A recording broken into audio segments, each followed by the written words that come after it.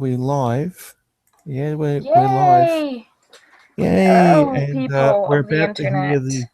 we're about to hear the live stream in a minute. I just have to mute it quickly because I forgot to do it beforehand. And my computer's running really slow because I'm rendering. But I got it in time, so there we go. We're off to a good start. Yeah. So, of course, everyone should know Stacey. She's been here before. Hello, Stacey. You haven't been here for a little while?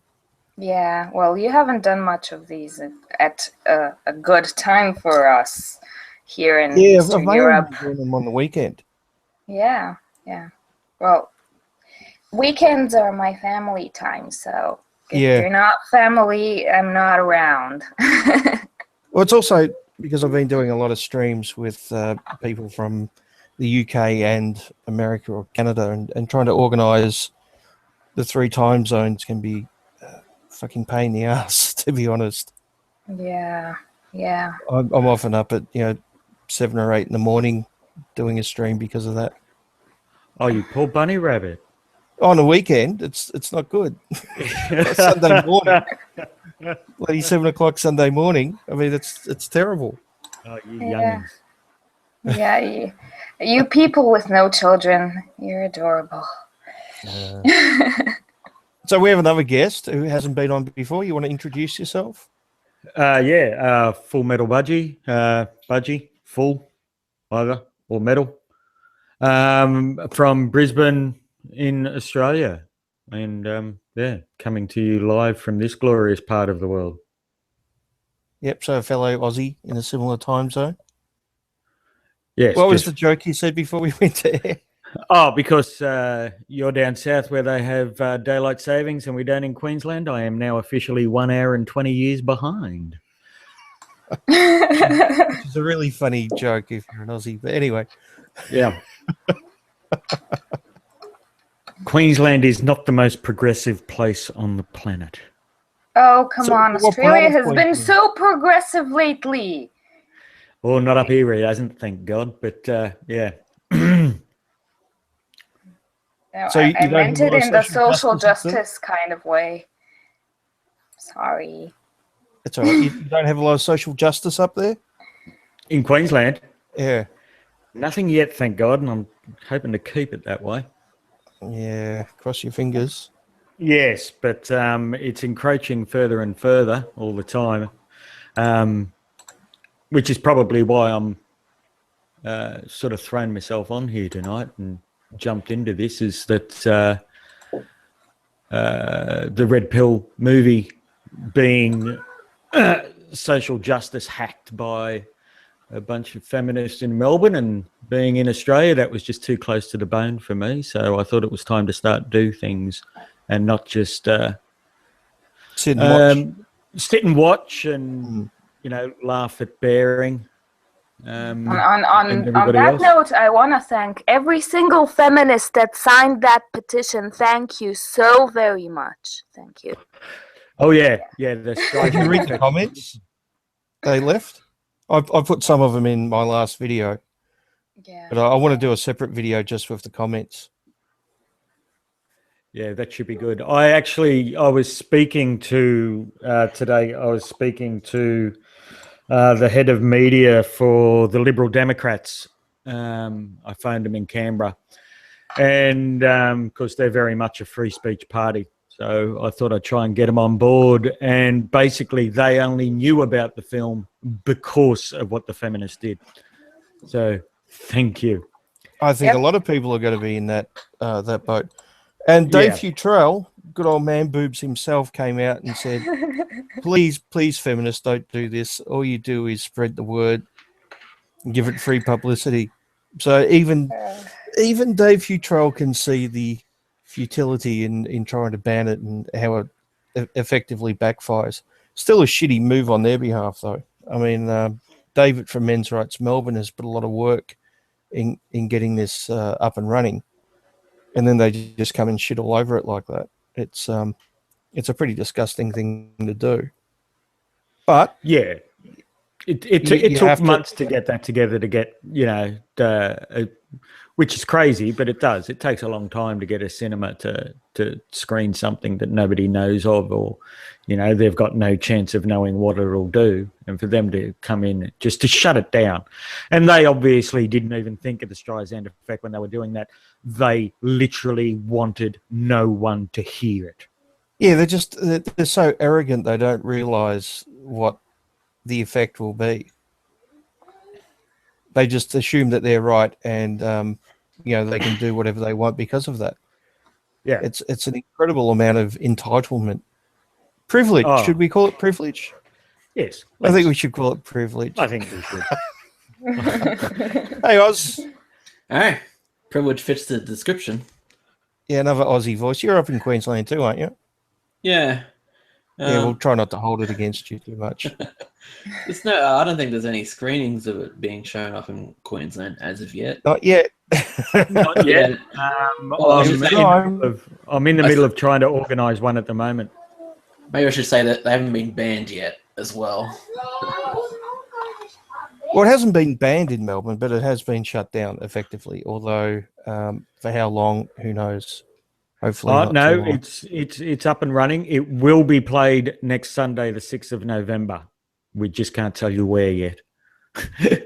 Oh, so it's definitely going ahead. It's definitely 100% going ahead. I know David said something about a fundraiser or something to get it going, but I wasn't sure if it was 100% locked in. Yep, it's locked in. The cinema's been paid for. I don't know how David and the guys from Men's Rights Melbourne organised that, but yes, it's definitely going to happen. It'll happen next Sunday, and it's you can get tickets. I think it's Sunday or Sunday week. No, Sunday so Sunday week, Sunday the 6th of November. That's what I thought you meant, but I just want to clarify. Yeah. Sorry. Yep. That's better. Yes. Yeah, so about nine days if my math is correct.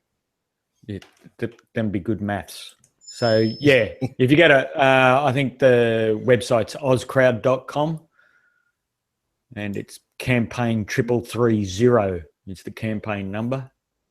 Yeah, I'll drop a link in the low bar after the stream. All right, cool. I might even, just while I'm sitting here, throw one in the chat. Why the fuck not? Oops. I'm not sure if we'll allow. Yeah. No, it won't. Yeah, I just tried that. It wouldn't. Damn and poo. All right. But yeah, so that's happening, and it's already funded. If I have a look now, to about 78%. So that's pretty good. But those fundings do tend to be really good in the first 24, 48 hours. So we don't want to miss off on that last 24%. That's for sure. And so the question is, are they going to try to shut this one down as well?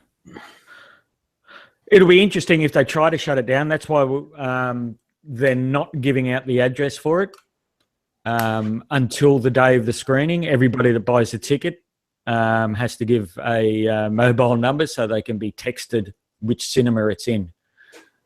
Jeez, it's crazy that we have to go to that length.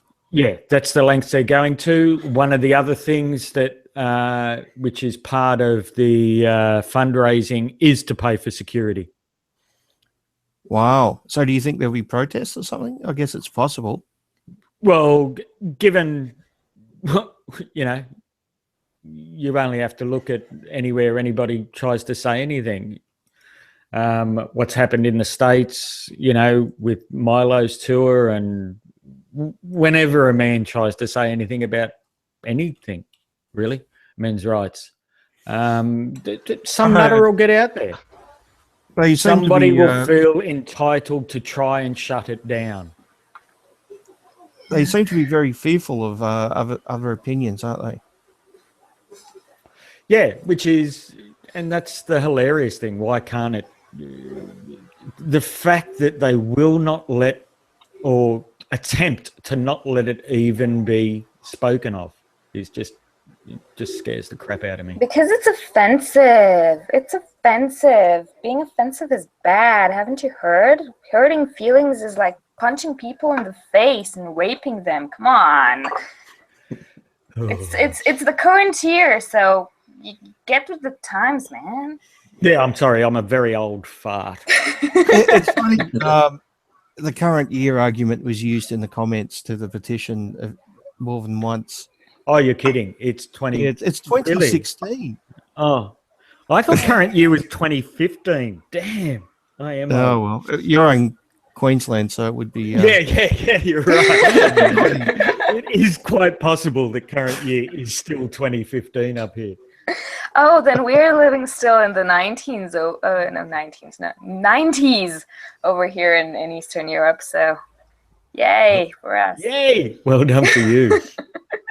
I had a great time in the 90s, so I might have to visit Queensland then if they're 20 years behind. Yeah. Damn. Yeah. You must be one of the first people in. You must be one of the first people in Queensland to get the internet. Yeah, well, as long as my mice keep on the treadmill, I should be right. So if I cut out, you'll know that the mice have died. Or gotten the cheese. Yes, I certainly don't have fiber optic, that's for sure. But yeah, some of the comments in the comment section of that petition were claiming that the movie was terrible because it's promoting rape. How exactly is it promoting rape? The promoting rape thing is. I actually know the answer to that. Yeah, I it's can from tell Paul. you. It's Paul Elam. Is it Elam? Is that how you Oh pronounce his name? yeah. He didn't say anything in the movie though that promotes rape. No. You don't have to say anything in the movie. If you pull away and look at the bigger picture, it's you're confirming and affirming the rights of men, and giving them an ego boost, and making their privilege concrete, and so their superiority known. Yeah, and that sense of entitlement that the men will gain from this will push them to rape again, to pillage all women forever, because that's what men's rights is about, to make men confident enough to bring back patriarchy, even though it's almost smashed, and just get that rape culture going, because it's dying off, and too many men are learning that raping is wrong. So that's what men's rights advocates do. They go and tell men, it's good to rape. It's good. And just look at the Don't title, stop doing it. Yeah. The red pill, right? Clearly, it's promoting drug use as well. So yeah, that's right. Obviously. Yeah. So these men's feminist rights anarchists get together, and they take their drugs, and then they go out and rape the women or something. Yeah, they get women with drunk. Rouge. Yeah, they get Elliot women Rouge. drunk. Elliot Rouge, yeah. Whatever. I just hate how they conflate PUAs and MRAs and MGTOW. It's like, oh, you know those letters over there from the manosphere? There are a couple of groups that use letters to separate each other. Let's just ignore that. And they go like their own way by picking up girls and pretending they're advocating for rape. So there you go. I got into an argument in the comment section of a Witty Bitches article with the author, and she said there's no difference between MRAs and PUAs. And then she went on to say, when men's rights activists stop writing articles about how being anorexic is attractive or something like that, I'll give them proper credit. It's like, what MRA has ever written I mean, that's something you'd probably get from Rouge or something, right? But what MRA has ever written anything about that?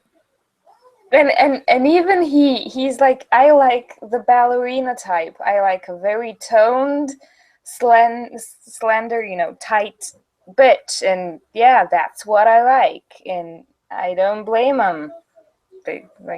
They're pretty. So, and that's not anorexic, it's athletic.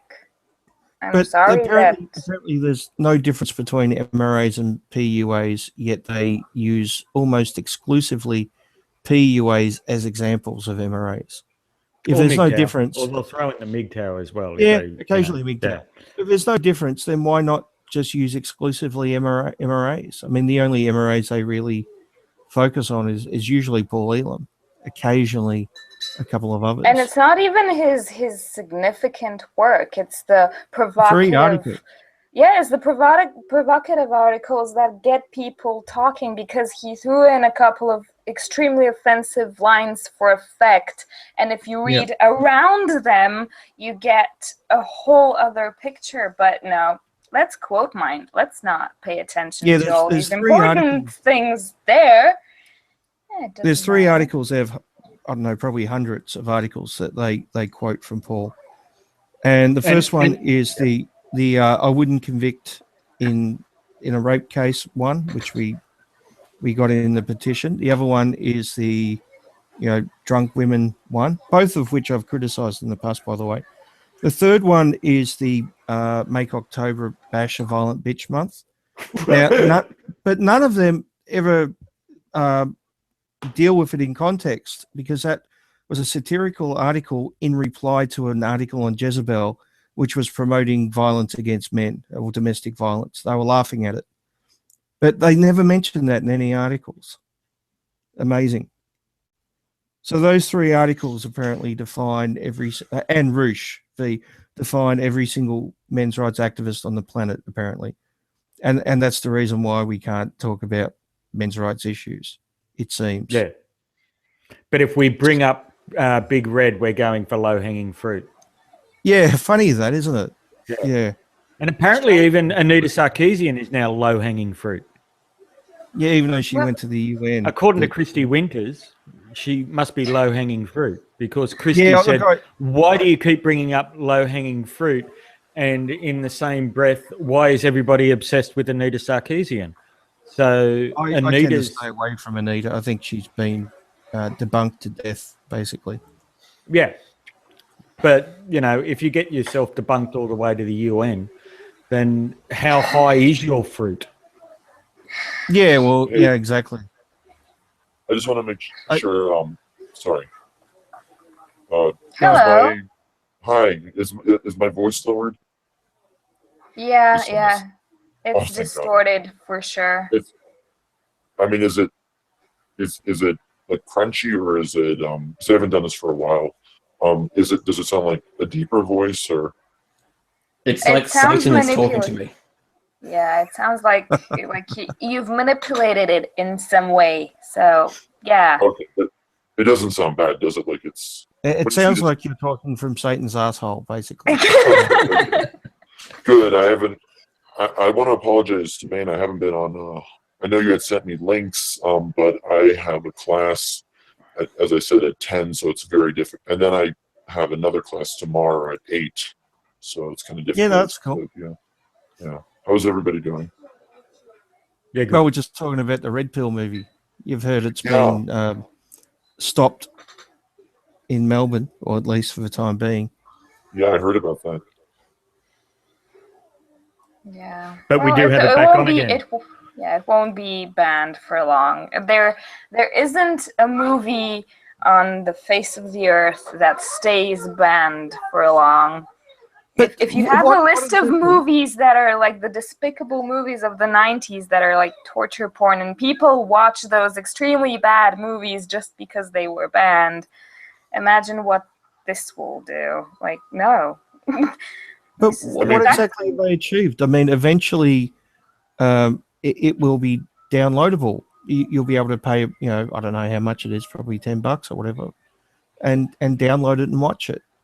So they're not preventing anyone from watching it. Yeah, but I think, and that will be for an audience that wants to find it, and for the same reason that we want it seen in a cinema and promoted to the general public, is the same reason why they wanted to stop it. I mean, it's for the people that go out and find it, you know, when it comes, because it'll be downloadable, you know, early next year. Cassie J's already said that. But for the same reason why it wants to be played in cinemas now, why we want to get it out there now, and not just wait for it to be downloadable or to DVD for those that already know about it, is the same reason. And it's why they shot themselves in the foot. It's and you know, I'm hoping to hell to be able to bring it up to Queensland, and when I do, God, I hope they try to shut it down. I think it has something else. There's something else about this. I think the timing is very suspicious because we've known, and I'm pretty sure a lot of feminists have known about this movie for a long, long time. Everyone knew when the first screenings in where was it first screened? I think New it was York somewhere in and America. Yeah. And Yeah. today it was in Edmonton. Yeah. So there were a few very exclusive first screenings, and there were feminists that went there. And I think Karen said it on that 3-part long, huge thing that everyone should watch. It was so much fun. Yeah. I think she said it like, there are people that come in, feminists, watch the movie, and go to her at the end of the screening and say, like, you know what, I need to re-examine my belief system. I need to rethink this. And that's what I'm really hoping that this movie is going to do. That it's going to, you know, because you have. She said there are three, you know, 2 distinct reactions. One is what Cassie experienced in the beginning, like, I'm even more of a feminist because reasons, or, you know, I need to reevaluate my value system, basically. Yeah, I agree, but I don't know if there'd be a lot of feminists in Melbourne who would have been going to see the screening, to be honest. I think there might be some who would be curious and download it, possibly even illegally at some point, but I don't think a lot of them would be going to the cinema. I mean, Australia doesn't have illegal. No. The thing is, my point was that's why the timing of this shutting down thing is suspicious, because they could have started this with the first screenings because they were known. The person who started as a local. Maybe, but my idea is that maybe they saw that it's not what they think it is, and they should shut it down because it is actually legitimately a threat to their ideology. Oh yeah, no doubt that those who know what the movie's actually about are afraid of that. Well, they call it propaganda. Because if it was what they thought it would be, they wouldn't react like this. They would say, like, oh, go see that piece of propaganda. It's so funny how they, you know, mansplain everything. And, you know, you got those Menonists talking about how they can't just go into a sorority and rape everyone. You know?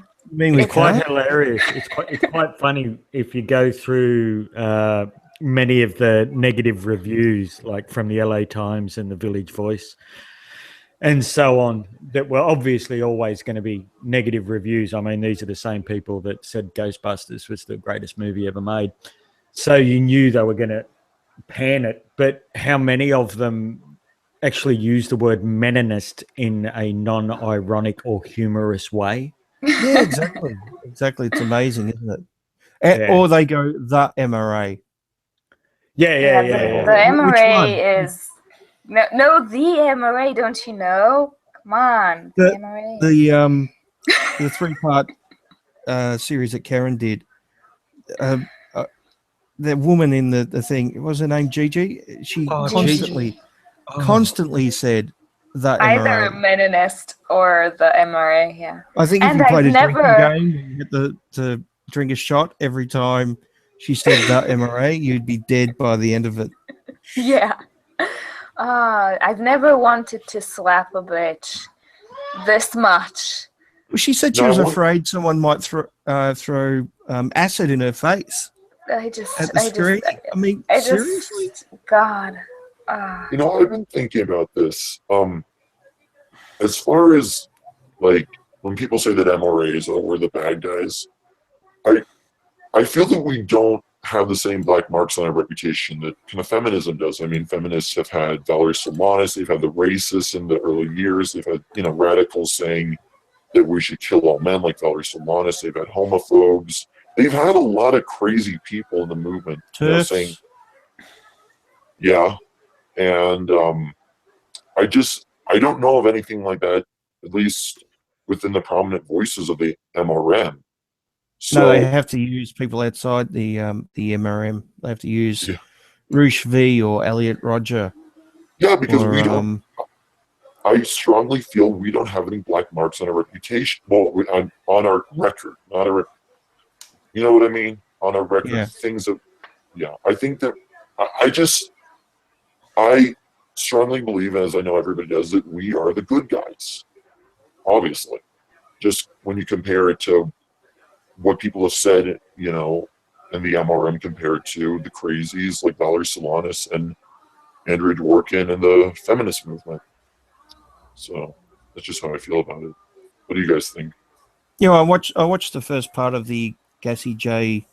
Rubin report interview, and yeah, she made the point that you know, we're just about saying that men have issues too. Why can't we address them? And she said, you know, if a woman's issues are brought up, then everyone has sympathy. But if a man's issues are brought up, it's like, well, what did he do to get in that position in the first place? It must somehow be his fault. And she said it took her some time to get out of that mindset. Yeah, it was like you read.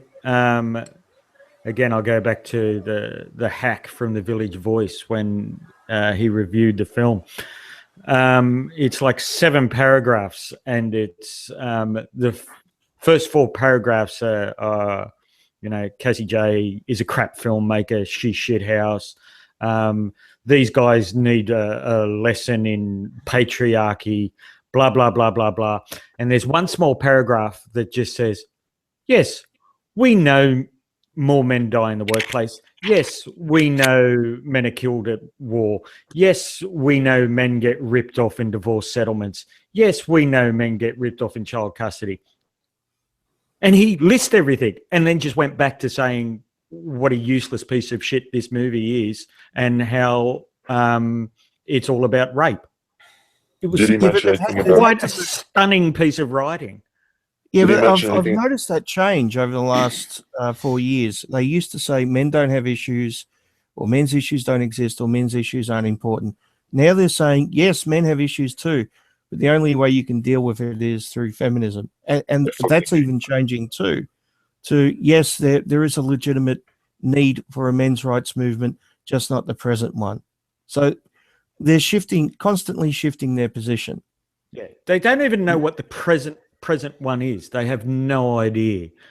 Oh, they do. men's They rights do. movement is. Well, some of them do anyway. Yeah, some of them do. But I mean, in the media has no idea. Well, once again, some of them do and some of them don't. Yeah. The way the media is these days is the media gets a lot of its information from, well, other parts of the media, right? So you will see articles all the time which just quote other articles, and clearly they never check citations or sources from the other articles. They just repeat the same lies. So if the first person says something which is incorrect or exaggerated or just, you know, plainly made up, someone else will come along and quote it as fact. Then someone else will come along and quote that one as fact. And their original source. And this is, I was speaking to the guys from Men's Rights Melbourne the last couple of days, and they were saying, you know, any help you can give, and I gave him a bit of my background. And I was in politics for a while. I won't out myself, but I was in politics for a while, so I learnt a bit about how the press works. And one thing you learn about the press is that they are very, very fucking lazy. And if you want them to write a story, you call it a press release and you write the story for them. They will change 3 words and put their name on it and say that they have written that story. Yeah, I've noticed that a long time ago. I remember reading certain stories about the same topic, and I was like, wait a minute. The story in this website is the exact same story as I read in this other website. I mean, I just assumed that, as you said, there's somebody who, well, that's what the press release is. They essentially write. They just put their own name to your press release, and then they call that a story. And this is where you've got to learn how to get these guys to write your story, and a lot of the lazy journos do that, and that's what feeds them. And then somebody else will pick up, somebody from, well, it won't be the Guardian, because the Guardian will actually read it first and go, oh my God, no, that said men are good, so we won't print that. But someone from some newspaper will pick it up somewhere that somebody else has written it, and then they'll repeat it. And, they will actually quote, and this is like the laziest fucking journalism in the world, is where they don't even bother to put their own name to it, or that they'll quote another newspaper as a source. Well, how the fuck do you quote a newspaper as a source, you moronic piece of tools? Yeah, they do that all the time, though. They quote other online publications or newspapers, and then if you follow the trail back, it almost always leads back to We Hunted the Mammoth. Yeah, I was going to say that. Yeah, apparently I did a video on an article I found. I think it was in the Guardian or somewhere. It's a fairly big newspaper, and she quoted in her words, a Facebook article. Right. So someone had written something on Facebook, and she quoted that as a source for an argument. Christy Winters did that. She in her debate with Sargon, if you go through her sources, she sources a Guardian Facebook. Oh no, this wasn't this was just someone who wrote their own opinion on and put it up on Facebook. It wasn't like a Guardian, like a newspaper Facebook page or anything. But but Facebook has lots of peers, so it's peer-reviewed opinion pieces. There you go. You know what I noticed about Facebook? That's where I think all the crazy people are. That's where the people I'm going to see saying, "Oh yeah, it's totally fine for a woman to break a bottle over a guy's head." I've just noticed that compared to like YouTube, that's where I'm seeing those fucking comments. That's where I'm seeing the comments where people are saying, "Oh yeah, the death, what's it called? Adultery should be punishable by death." Yeah. Only if it's a man, right? Yeah.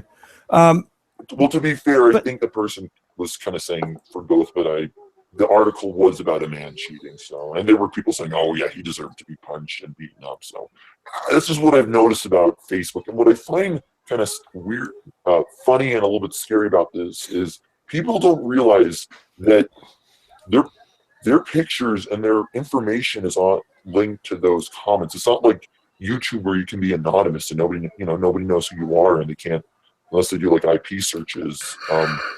They don't know who you are. But I think that if you're going to post something on Facebook, really be careful about it. I mean, I rarely post anything on, comments that have to do with a controversial issue, because I don't want it to get back to me. I don't want my friends to see it. I'd rather it be like the account I'm using now, where it's anonymous. I just don't get why people do that. I just think it's stupid. Yeah, I really don't use my real life Facebook anymore, because I had too many friends who would just post fucking bullshit constantly. And of course, you would never use it for opinions, right? You never write on, obviously. Well, I'd find it very hard to go past those things without pointing out their bullshit. Yeah. And it was just consuming too much of my time. Does anybody Facebook wouldn't let me open an account under Full Metal Budgie. It said it's not a real name. Fucking bastards. Yeah, well, I've got a Bane one, but I had to open like a fake 100, another name, and then create a Bane page from that. You know, it's kind of sad So because I I've realized. got Harry Muffington. You get away with Harry Muffington, and I can't have Full Metal Budgie. That's harsh, man. No, but I kind of realized that one thing that I'm hoping this movie will do is that I can show it to people who I know maybe are feminists but are more tolerant of MRAs. Like they disagree with them, but they're not gonna throw garbage at them. You know what I mean? They're not gonna hurt them or call them out or protest them. I'm hoping I can show them this film, The Red Pill, and say, maybe not convince them, but give them more of an insight into what we all think. Think I could do that? Yeah, sure. Yeah, that's what I'm really hoping for this film. Obviously, they're going to be, well, as we've seen, they're people who are very stuck within their beliefs and they can't see the other side, and they just have tunnel vision. You know what I mean? Even with that Gigi thing with, was it her boyfriend who was on with her? I mean, he clearly got the message. He clearly saw that there was a need for a men's rights movement. She was just so offended by that whole thing. She was going on about math being created by males, and it's math classes somehow. Well, everything. Men don't need. We don't need any men's studies because everything is about men. Maths is about men. Science. I mean, that's just as retarded as the African science. Oh yes, well, yes. If I can throw in right here, and I'm gonna. Hey, good morning, Mr. Podfather. How are you? Well, it's night actually, but well, it's like first thing in the morning, butt crack of dawn here. But if I can be very, very blunt for a second, if feminists knew jack fucking shit about men, then they wouldn't need a men's studies. But apparently they don't. We're like some mythical creature that shoots fire out of our eyes and lightning out of our asses or something, according to them. I want to know, does anybody know if feminist studies classes in college, do they actually read the Scum Manifesto? Does anybody know if they do I that? think some of them at least used to. I don't know if they still do, but they use it, they talk about it as satire, right? They're not like, oh, here is a brilliant woman, because when I hear people saying, oh, how brilliant she was, I'm like, do they realize that she was schizophrenic? I have seen it on a reading list for a university. I'm just hoping they view it as like, oh, this is satire. Because I know there are many feminists who... Yeah, but come on, we all know that they think that a world run by women would be perfect and without fault, right? Yeah, but because a woman wouldn't stab anyone in the back to get to the top. Of course not. Yeah. And she'd never start a war. No, never start a war and never commit genocide in Africa. That's why we need a woman president, because there would never be any wars, but every 28 days it'd be very intense negotiations. And thank you, Mr. Robin Williams. Yeah, somebody got it. Finally, somebody got it. I mean, it's like that Queen Elizabeth I, oh, she was such a saint. She was such a saint, I found out something really disturbing about her. She let legislation be that theater companies, at that time, they could actually enslave boys, like take them off the streets, and their parents could never see them again. Because the tradition at that time was that it would be all men and young boys would play the women. So now, hold up, who is this? Queen Elizabeth I. Oh wow. Yeah, but that was male privilege because there weren't any female actresses. So yeah, and they got free whippings. So yeah. No, I'm serious. Of course, the castrati. I mean, the castrati, that was male privilege as well because there weren't any females having their testicles cut off. So yeah, and it's a shame that they did that because maybe they wanted their testicles cut off, and they they were prevented from having that done. And really, it's kind of sad that people didn't realize, hey, if you can train your voice, you can be a countertenor. I mean, you don't have to fucking cut your balls off. I mean, my question is, how did they get the kid to do that? Maybe if they were kids when they did No, that. no. They didn't get the kid to do it. They did it to the kids. They would just force them down. Is that what you're saying? Oh, Yeah, God, they- just hold. Yeah, if the boy had a perfect voice, they would basically view him as a piece of meat and castrate him, so the voice he wouldn't go through puberty and lose his voice. It was considered an honor and a privilege for the parents, not for the boy, but for the parents No, not to for have their boy selected to be a castrati. There is actually a recording still available of the last castrati. I've heard it before. Yeah. Does he sound like Michael Jackson when he talks? I've only heard it once years ago, and no, it was a very bizarre sound. It was the voice is really weird. It's a very strange sound. If you want to hear like somebody who can sing countertenor, like who still has, or he's unfortunately dead, but if somebody who could sing like a legitimate soprano, that's still an opera and in some. Where they can actually sound like women, but they don't get their balls cut off. They just learn how to sing higher, or some of them can just sing higher. Period. And there's somebody, if you want to hear somebody do it very well, search up Klaus Nomi. Has anybody ever heard of him before? No. You should search him up. He's I'm not sure if he's a very kind of out there. Kids, if you like new. Kids, I hate to interrupt, but I'll be back in a few minutes. I'm actually at my mom's house, so I'm gonna visit for a minute, and I'll try to be back in a few. All right, Okay. see you then. Have Yeah, fun. catch you later. I'll try to. Say hello to your mum for us. Okay. Say the patriarchy said hello. We're stealing other people's taglines now. Say hi to your mum for me. By the way, how long do you think the stream is going to go on for? I'm considering staying for 36 maybe hours. 36 hours. Okay. At least. At least. I'll just secretly be on while I'm in class. That's just 36 hours today. We're doing another 36 hours tomorrow. It's just going to be a lifetime stream. We're just going to do it for the rest of our lives. Yeah. Keep going. Until everyone has seen the red pill. Yeah. It's gonna be a big stream. I would, if only I had the courage. Honestly, I'm just around way too many, like, not that I'm friends with most of them, but I'm friends with them on Facebook because we have mutual friends. I just know of too many crazy feminists that I just can't let my real identity, I can't let them know that I'm promoting the film. So it's a shame. I would love to help get a screening where I am. I'm not going to reveal where I am, but I feel bad about that. I just can't do it. Yeah, it's understandable, which is quite frightening. Yeah, Yeah, I mean, look, I've got a number Sorry. of friends who know what I do on YouTube, but there are some I wouldn't tell. I've known them for like over 20 years, but I still wouldn't tell them just because they've drank a little bit too much of the Kool-Aid.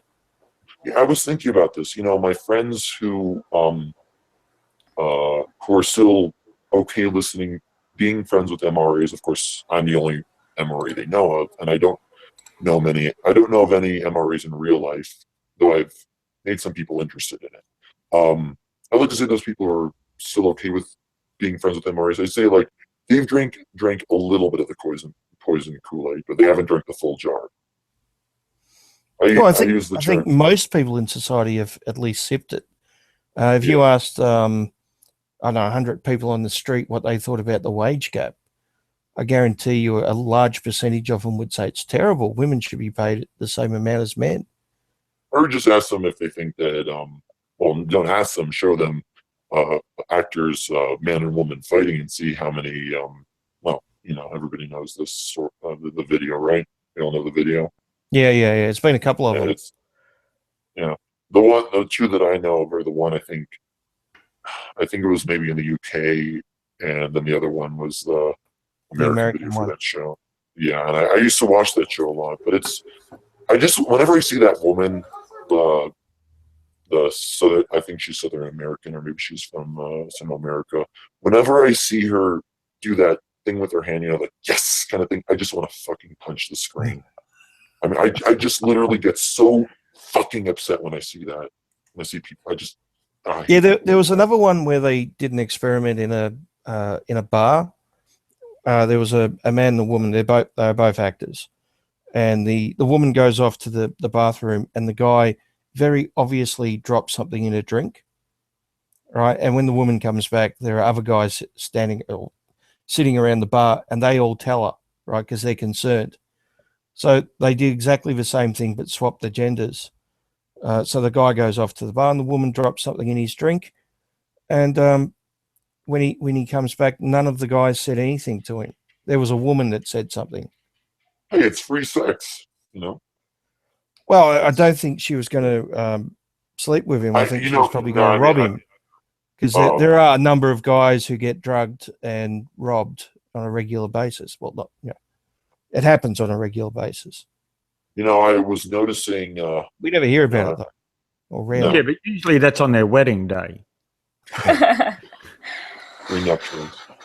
No, but I think I'm fortunately I just started this account, and I like to I'm just gonna do a video about whether rapists and pedophiles deserve the death penalty. I personally don't feel that that's the case. I don't believe in the death penalty, especially not for people who actually haven't killed anybody or committed treason. And I know I shouldn't be giving away things in the video, but I don't know. I want to ask a question to the people who think that rape and being molested as a child is way worse than murder, or at least as bad as murder. Would they have the balls to go up to a grieving family who just lost their son or daughter, young son, under 13, to somebody brutally murdering them? And could they have the balls to say, well, at least your son only got killed, they didn't get molested? Because, it's worse than murder, being molested. I don't think any of them would have the balls to say that. Well, we do hear that argument. Another way of looking at it, right? Because I have heard that argument before, that it's equal to or worse than being killed, right? Being raped is worse than being killed. If that's the case, then shouldn't we put rape victims to death? Because that way we'd be doing them a service. Yeah, I mean, it's a ludicrous argument, and I know Man Boobs is about to quote mine me on that, but. Is anyone going to quote me? I mean, no, I did probably no. I just wonder if any of these people could have the courage to go up to a grieving family who just lost a loved one to murder and say, well, at least they weren't raped. Can I interject a bit? What? I think it has a lot to do with the cultural mindset. Yeah. Because I've had this discussion with other people, both men and women from around the world, and I, as an Eastern European, don't see it as such a big deal. I see it at the exact same level as physical assault. I think, getting raped as in not brutal rape that leads to physical damage, but, just a regular, she's been held down and fucked against her will kind of rape. That kind of rape is similar to getting punched in the face in public repeatedly. That's the level of hurt I think one experiences, because it's painful for both people, and it hurts the ego in the same way. Like, I can't defend myself. I've been, degraded, and it hurts physically. So and I think that the same goes into, like, everyone around me thinks more or less the same way. But then you move in a westward direction to places like England, or where feminism is something that is very prominent, and suddenly you see this mindset where rape is the worst thing ever. It's like it is a life-shattering, life-destroying experience, and they fear it so much, and they obsess over it so much. Like, it's something you can't get over. It's something that hurts for the rest of your life. And it's the mindset of all these women. And it's weird to me because it's counterproductive. It's counterproductive Absolutely. for the victims. You know, you have to have the mindset, I'm strong enough to take this and move on. Like, I can't be defined by one experience in my life. Come on. Wounds heal, memories fade. Fuck. I mean, there are people that lose their limbs and they go on with their lives. There are people that lose their eyesight. I mean, I have a family member who completely lost his eyesight, and he goes on with his life. He survives. There are people that have lost their parents, in horrible murders. They survive. You're lucky to be alive. Exactly. lucky And to it's be the alive. mindset that makes this claim. It's a cultural mindset of this is the most horrible thing ever. But When the thing is- objectively it's not. It's an emotional tie that keeps an agenda and a narrative going that is pushing this. But it's not just the feminists. I'd say it's also, I definitely know that it's also very much the conservatives. Not all the conservatives, but a lot of the conservatives I see making these comments, as well as people I see, like I saw on television. I didn't see it on the television, but I saw a video of it. I think it was British television, where they were talking about the death penalty, and they're conservatives saying, yeah, we should have the death penalty for child molesters. And they say the exact same thing. Oh, it's the worst thing. It's it's like murder. It's worse than murder. And so I don't think that's just a feminist thing. I think it's also it's people being outraged over something and wanting revenge, basically. I mean, but they're always making the argument. Well, tax. What is it? I think that why should we? No, that's not the argument. Recidivism. No, sorry, recidivism and deterrence. I was like, oh, we should just kill all the pedophiles. We should kill all the rapists. It's like, well, and I personally feel that pedophilia is a disorder. I don't think anybody necessarily wakes up and says, oh, today I'm going to live a new life. I'm going to be a pedophile. I don't really think anybody, I don't know how it starts. I mean, maybe I don't know how it starts, but I really honestly feel that nobody. I remember hearing somewhere that the vast majority of pedophiles have been molested themselves. So Yeah. I don't know if that's true. Yeah, but that's got to reduce to somewhere. There wasn't just one. That means who was the one that fiddled around with that kitty and so on and so forth. That's got to reduce somewhere. And when I heard, I don't know if what's his name? Seth Rogen, right? Is it Seth Rogen or Joe Rogan? Sorry. Joe Rogan. Sorry. I always get those two confused. He's the one who interviewed Molnier, right? Joe Rogan? Yep. Okay, good. Don't want to. Yeah, I know who Seth Rogen is as well. When I heard him saying we should just, in the same sentence, we should just euthanize all the pedophiles, and when these kids who get molested, I think he was referring to boys, when they get molested, then they can become pedophiles. There's kind of like my real emotional side just wants to say, if I was there, like I want to just say, well, maybe we should, kill those boys as well so they don't go and molest children when they grow up. Yeah, but most of them won't. It's only a small percentage that will. and then you have the complete disconnect when it comes to men being raped. When it's a child, legally, or it's a woman. Yeah, when it's a child or it's a woman, it's the worst thing ever. Well, but someone has been like a gangbanger and done a bunch of very bad things, and now he's going to jail and he's going to get raped in the ass. Isn't that the best thing ever?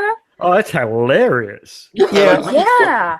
And then you have like, oh, he was drunk and I stayed sober and I really liked him and I took off his pants and had my way with him and it was so much fun. Oh my God, I got my favorite boy to have sex with me, even though he probably doesn't remember. He. Yeah, I think as long as, I mean, not always, but I think for as long as the sex offender was a male, it's easier for people to hate a male sex offender than a female sex offender. At least that's how I feel. But what do you guys think? Do you think it's easier for people to hate a male sex offender than a female sex Well, offender? most people don't even accept that there can be female sex offenders. Yeah. Yeah, because I mean, because boner implies consent, you know. Yeah. Oh yeah, we want it, baby. Whew, we want it all the time. Of course you do. No, you hear all the time that there's hardly any female sex offenders or pedophiles, and that's because we don't acknowledge that they exist. When they do something, we make excuses or ignore it. Yeah. And the thing is, there's this misconception that an older woman can't really, do something that bad to a young boy, when it's not true. It's provably not true. When you inflict this onto a younger mind, their productivity and their retention of new knowledge drops significantly, because they start obsessing over sex, over relationships, over adult things that they're not ready for it yet. Just like girls. Yeah, I mean, if a man sexually abuses a young boy, that is fucking horrible. If a woman does it, it's he's a lucky kid, wasn't he? Yeah, and the How does that work? How the fuck does that work? The excuse is, well, he wanted it, so it's okay. But what if the teacher gave the because the Lolita was never a thing. Like, but what if the teacher gave a no. 13-year-old a bottle of scotch because the 13-year-old wanted it? Is that okay? What if she gives him a cigar? What if she gives him some marijuana? So what if he did want it at the start and then decided after a month that he didn't want it anymore, and she's now a teacher in a position of power? And it makes no difference whether he's trapped. Whether he thought he wanted it or not. Yeah, I agree. Yeah. But that's the excuse we hear all the time. Yeah. Does anybody know of any cases where teachers have molested I'm trying to figure out how to say this without it sounding creepy, but you know what I mean? Boys who haven't reached puberty and therefore don't. Yeah, that's happened before. You know what I mean? Yeah. You know of any specific cases? Oh, there was a massive case a few years ago in England where there were two women and a guy who was swapping pics over the internet of like, these were babies and stuff, I think. And one of the women worked at a daycare center. Yeah, it's pretty fucking horrible. Move on. Oh, Jesus. Maybe the kids were so young. Literally, the kids were so young they had no way of telling which one she had fiddled with or not. So, damn. Yeah. So the parents, had no clue whether their children were affected or not. Is this why we can go to a murder mystery party, but we can't go to a rape mystery party?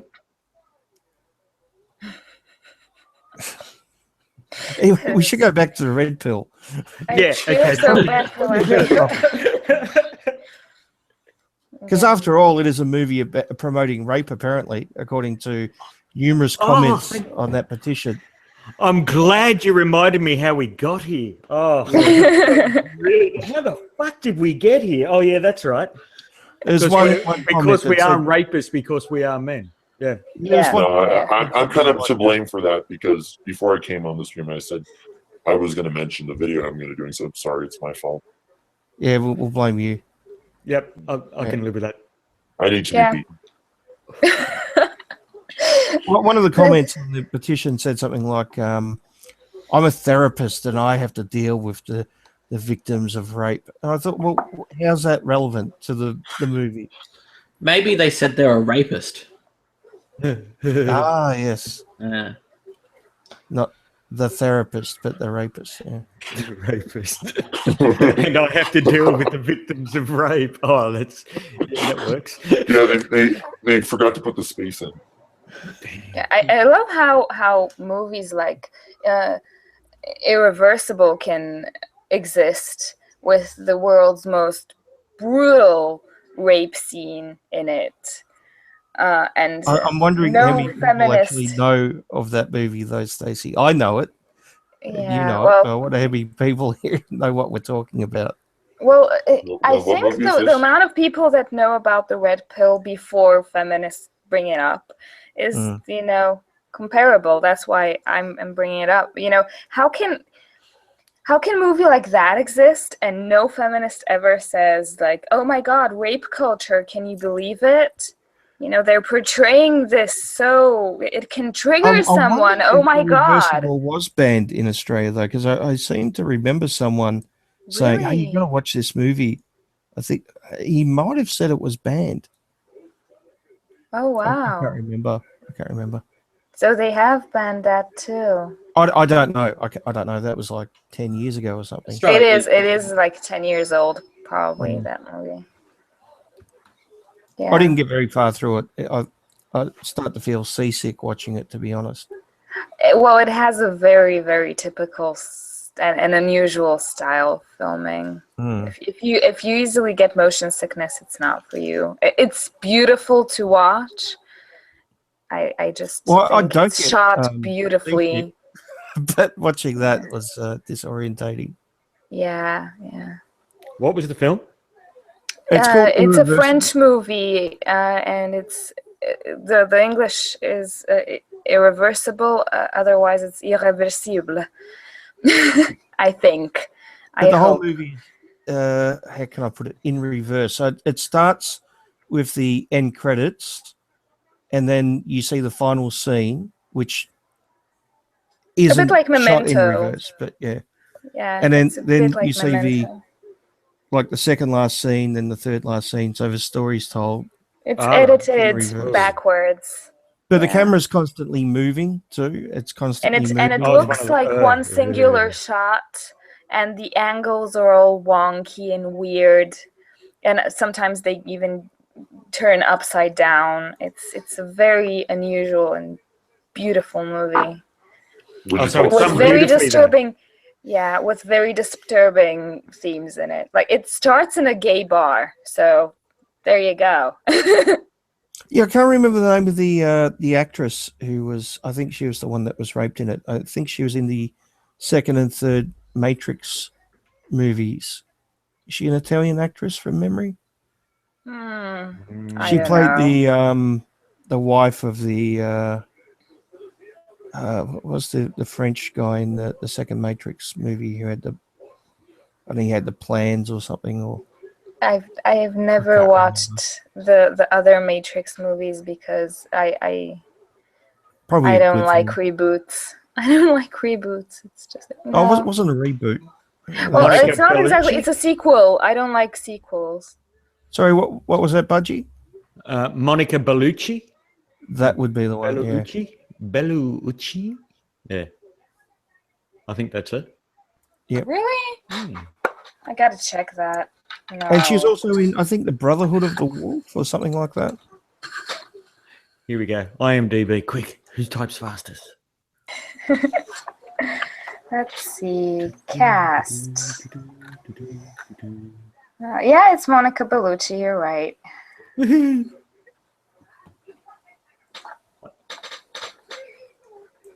Good. Bane, are you going to have these hangouts from now on around, like on Fridays and Saturdays? Because I love being on them. It's just that, like, as I said, those are really difficult times for me. Are you going to, because I remember you used to like have them on Wednesdays. And is there a reason you've been doing this? I just have them whenever, really. I was going to have one on a Thursday 2 weeks ago, and I noticed that Peach Bailey had a a hangout planned, so I thought I'll leave it. And then I was going to do one last week, and I noticed you had another one planned. So Yeah. I thought about doing one last night, but I thought no, Peach is probably going to do another hangout, so I won't do one. And and then I forced him to do this one. No, and then Peach didn't do one last night, so I decided to do this one, and found out that I think Peach is on air now. So yeah, I had this idea. I had an idea. Could we ever do like private hangouts just for ourselves? Does anybody do that? Just private hangouts? I've talked to people on Skype or on off-air hangouts before. Yeah. Yeah. That is possible. People tend to do that sometimes. And we tend to have a chat before we go to air, and usually after. Yeah. Mm-hmm. Yeah. No, yeah, that's what I would like to do today, but just again, class. We talk about secret patriarchy business and how to make sandwiches, basically. Yeah. No, you tell me how to make sandwiches. I'll tell you how to make a pastrami. Don't try. Don't try. Yeah, tell us about that. For the patriarchy. The pastrami patriarchy. The pastramiarchy. Do any of you know what pastrami is? No, we are oblivious of what pastrami, like what even is bread. No, are you guys seriously don't know what pastrami is? It's like a lunch meat, isn't it? Isn't it like a lunch meat? Yeah, it's Romanian. It's kind of a Jewish lunch meat that was appropriated from Romania. If you go to delis in America, it's mandatory that the delis have them. I mean, you have to have them. I'm guessing. Say you're in Bulgaria, yep. Right? I'm guessing. Are there any Jewish delis in Bulgaria? I don't know. Maybe. No, not sure. Haven't ever looked for one. I think the Jews from Bulgaria are more Sephardic. I'm not sure, but I think I've heard that. I'll have to search that up. How can you be a proper woman and make proper sandwiches if you don't know where the Jewish delis are? I don't know. I'm so ashamed. It's obscene. It's I know. Just wrong. I'm so sorry. I'm so sorry. So there's two branches. There's two branches of Judaism, isn't there? Is it Ashkenazi? There's Ashkenazi. There's and then there's an Arab one. Let me search that up. You know, actually, as far as Bulgarian Jews go, the thing I know about them is even though Bulgaria was part of the it was allies with Germany almost till the last second, when Hitler said send us your Jews, we have great camps over here just for them. They go on boats and play football and stuff. All our top leaders and intellectuals got together, and I think it was like 100 and something signatures of top government officials and writers and journalists that said, no, we are keeping the Bulgarian Jews in Bulgaria. We're not sending them over there. Yeah, I searched up the different types of my people, and I found out what the Middle Eastern Jews are called. They're called, and I feel embarrassed if I can't pronounce this, Mizrahi Jews. And I'm trying to see if there are any other. So basically, and there are Jews in. When Israel became a thing, most of the saved Jews just moved there. And I know that because we have family friends that were like very good friends with my grandmother. Like their grandmother was very good friends with my grandmother, and once Israel became a thing, their family just moved there and lived happily ever after, I guess. I'm wondering how many Jewish MRAs are there? Like, I'm talking like people who do videos and stuff like that, because the only ones I know are I know myself. Skeptor. I was just about to mention Skeptor, and anybody else. I don't know. You know, I'm always there's a lot of atheists. I don't think there's a lot of because I'm always having the problem with my parents about circumcision. I absolutely Dean don't Esme, think isn't he Jewish? Who? Dean Esme. That was a joke. Oh, okay. No, Dean's I hardcore always- Catholic. That was the joke. Anyway, I wish my people could move on. Just stop with it, because you know it's. I hate to say it, but I think it was us who invented circumcision. I'm not being ironic when I say this. I'm not being funny. I'm seriously sorry for it. And I when I have a child, It was around long before Judaism. yeah, really, Aboriginals in You Australia guys do just it. made it really fucking popular. oh, Well, so all right, we were if pioneers. if we trace the tradition in the West back, I guess it would come through Judaism. I know Kellogg was a Christian, but I think he must have been influenced by Yeah. Jews. I'm sure he mentions Jewish men in his book. But there are cultures who have been doing it a lot longer. And there are cultures that do way worse things with their bodies. So, yeah. You don't think there's any? I hate to ask this, but you don't think there's any anti-Semites in the MRM, do you? I hate to ask that, but Not that I know of. I'm sure there is that. I mean, yeah, let's be honest. I'm sure there's We some, should ask Skip. right. I'm sure there's some right Jewish hating bastards out there. Let's specify. As far as well-known MRAs or yeah, MRAs I that I mean know. people that do videos. Yeah, I can't. Oh, right. Okay. Yeah. I'm sure Not there that are it- some. Not that I'd tell you to call them out. You know, I wouldn't ask you who they are, but I mean, the closest thing was Bundy was trolling me. He's not MRA though. Yeah. Bundy's just he's a 15-year-old No, I kid know. from Queensland. He really is 15. I didn't know that. As far as I know, have- I've never met him. I But have returned, and Mom said hey to you guys. So Hey, Magnus's mom back. oh no, she's sick, and they're gonna go check their camper down at the beach for damage from the hurricane that happened just a few weeks back. And she's sick because the grandkids are sick, and she's babysitter in chief. That'll work. Hey, Magnus, you use the CBC. But she's not too sick to make sandwiches. Oh well, yeah. Well, if the kids were around, but I got shooed out of the house to go get my own damn food.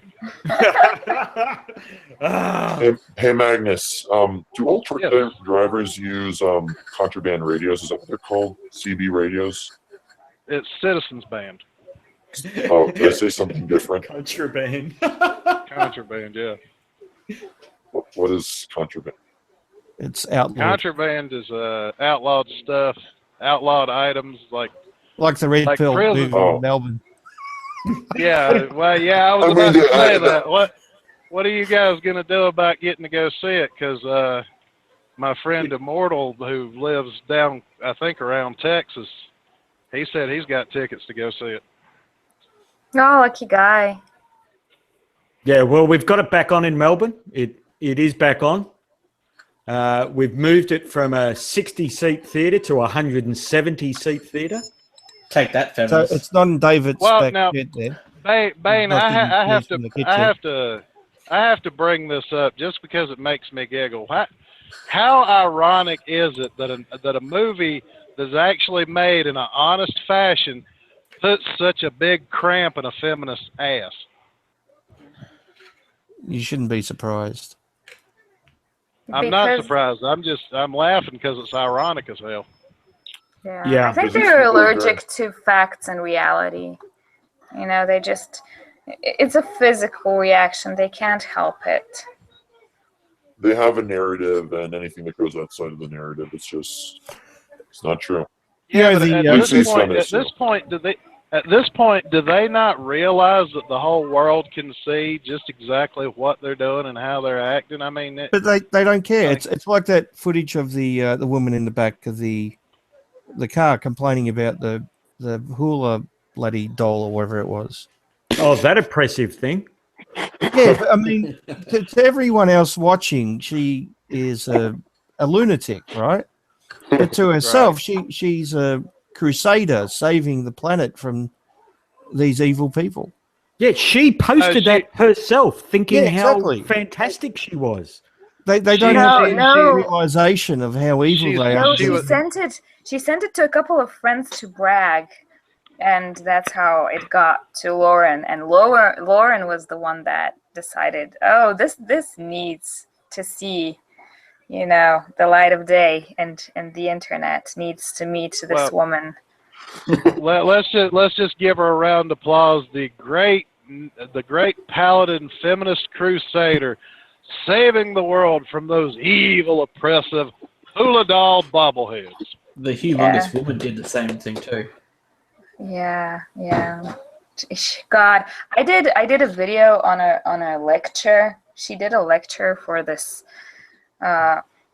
social justice conference, and oh my God, she has no idea how human history works and cultural exchange, and it's just so sad. It's all about white privilege and stuff. I just remembered my mother-in-law has an Elvis bobblehead on her dashboard. That bitch is in trouble tomorrow. I am taking her down. Yeah, cultural appropriation of that wonderful culture of the people of the continent of Hawaii. Like, so fucking oppressive. I think the cultural appropriation of Hawaii happened when Elvis Presley was swinging his hips over there back in the 50s. You know, I was thinking, how come these people talk about cultural appropriation, they always talk about, when people are appropriating culture, it's always non-white culture. Like, they never say, like, oh, you're appropriating, like, British culture, or you're appropriating Russian culture. Oh, Zarna explained that. Zarna explained that very, very deep, in a very detailed fashion, when they can't destroy, because the white man always wants to destroy the brown and black people's culture. You know, that's the narrative. Actually, they swear up and down that white people don't have a culture. Exactly, and they destroy every other culture. And when they see something that can't be destroyed or is too good to be destroyed, they co-opt it and turn it into something. And they turn it into something ugly. And then she goes to talk about veganism and how veganism is this aggressive, ugly, white appropriating thing that, you know, the Indian people have been plant-based people, direct quote from her, for the past, you know, thousands of years, and here white people take it and become oppressive with it, going like, being vegan is awesome, you should be vegan like me. But Stacy, didn't you see that thing where the one black lady was saying, you should be vegan, you know, to respect other oppressed creatures, namely animals? You know, by the way, can I just welcome the independent man, because I've wanted to talk to him for a long while now. So hi. Oh, hi, Stacy. Hello. How are you? I'm on good. Chat. We were on a chat before, right? Long time ago. You remember? Maybe. Very long ago.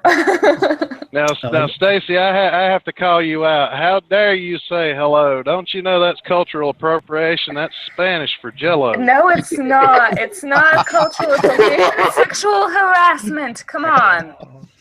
Get your offense right. It's sexual harassment. Saying hello. I'm giving the man unwanted attention. Can't you see? It's only harassment if he says hello back, though. So, I can't stand when people are like, oh, eating sushi, that's cultural appropriation, and like eating Chinese food. Do they realize that if people actually stop eating Chinese food, that, you know, there actually would be, Okay, I'm sorry. It's early in the morning. I'm trying to figure out how to say this. Those businesses actually- go out of business. Yes, absolutely. Yeah, Now, and I want to before- actually ask I want to actually ask. I know some people who are who used to own a Chinese restaurant. I'm going to ask them. What do you think of people saying it's racist for white people to eat Chinese food? You know, it's Well, now hold up. Before you go any further, I got a story that I can tell you guys about how the evil cultural appropriation got me a free meal. I got to hear this. One time years ago, there was I hope it's still there because one day I'd like to go back. It's in Charlotte, North Carolina. There's a restaurant called Dim Sum. This is the only place I've ever seen that actually had like the first few pages on their menu were your standard Chinese food.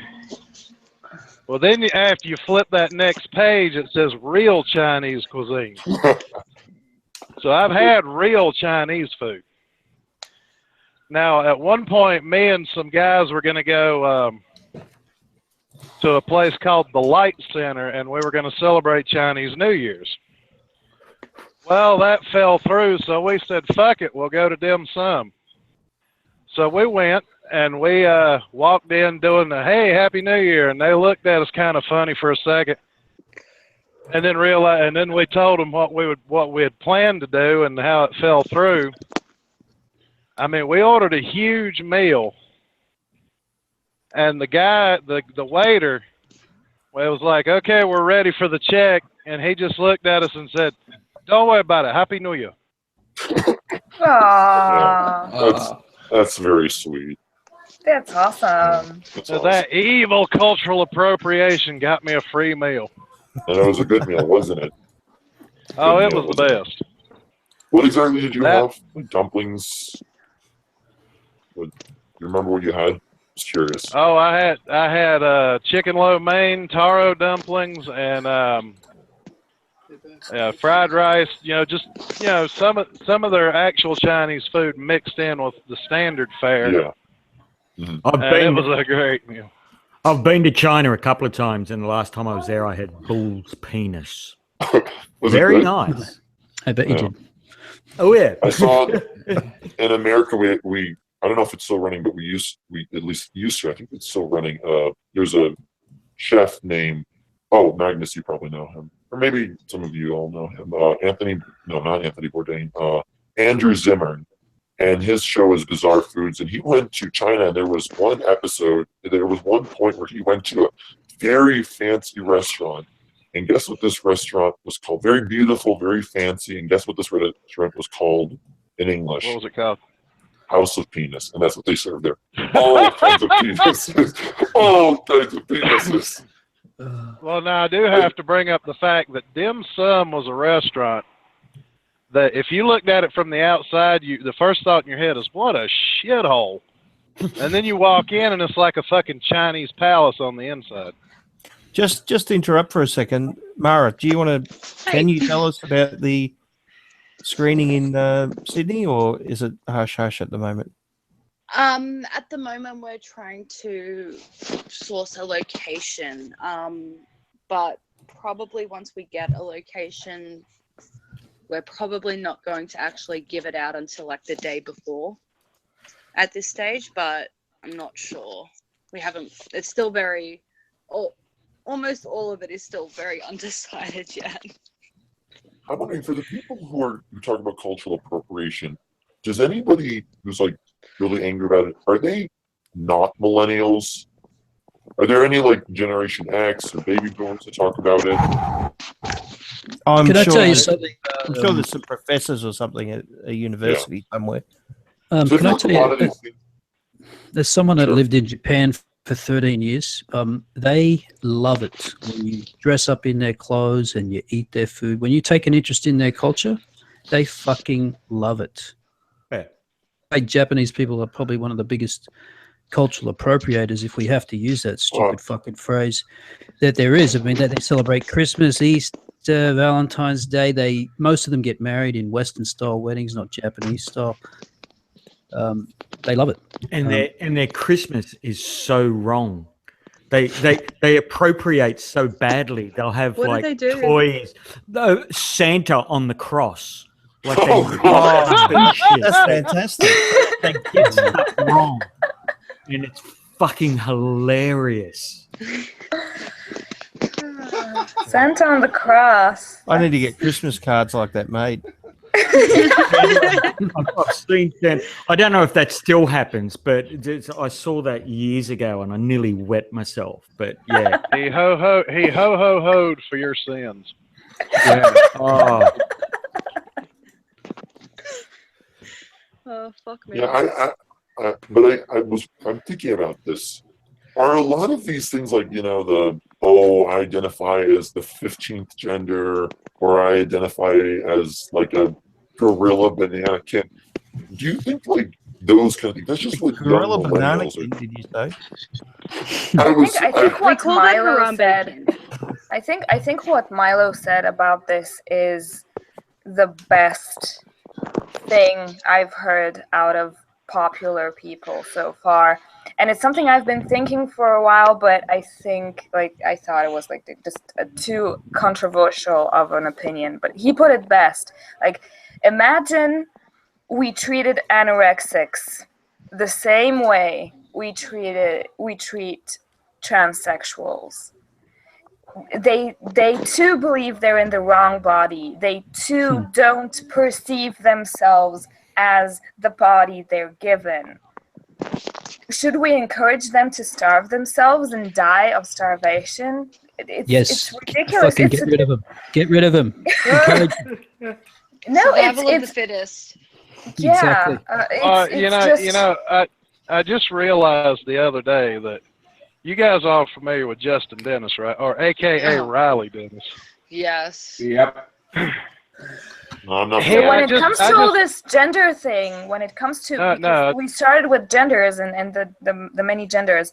When it comes to these people that talk about fluidity of gender and different gender expressions and most of all, when you have a tranny and a flaming fag telling you, leave the children alone, don't force this mental sickness on them. When you have these people saying it, you need to stop. Like when you have Blair White and Milo, fuck your last name, saying like, just leave the kids alone. Well, now, Stacey, I was. The thing is that when I thought about it, Justin Dennis reminds me of a bad joke that I used to use, where it was like, well, I'm a woman trapped in a man's body, but it's okay because I'm a lesbian.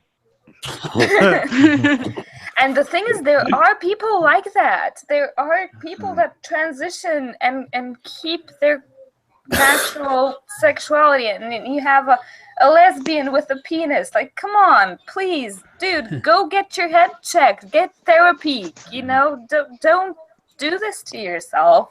Yeah, but isn't there a difference? Isn't there a difference between someone who's transgender and, to use the often used term, a trans trender? Yeah. I mean, gender dysphoria is, Real. pretty It's much an actual well recognized as Yeah. a mental disorder. It is a mental disorder. I think what Stacey's talking about is the Tumblr.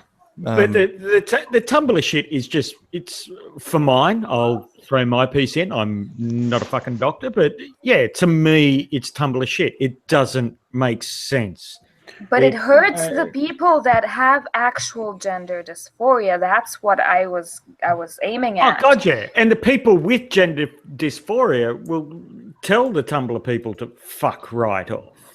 Little Milo, whatever her face is. The little Milo. Milo Stewart? Yeah, that's it. Talking about Milo Stewart? Yeah. Well, the one that she's just ridiculous. Exactly. Stacey was saying, Milo, fuck your name. It's Yiannopoulos, but I can understand why you said that. No, it's actually Yiannopoulos, but it's like, yeah. My theory on the Tumblr trans faggots is that when I was that's what I call them.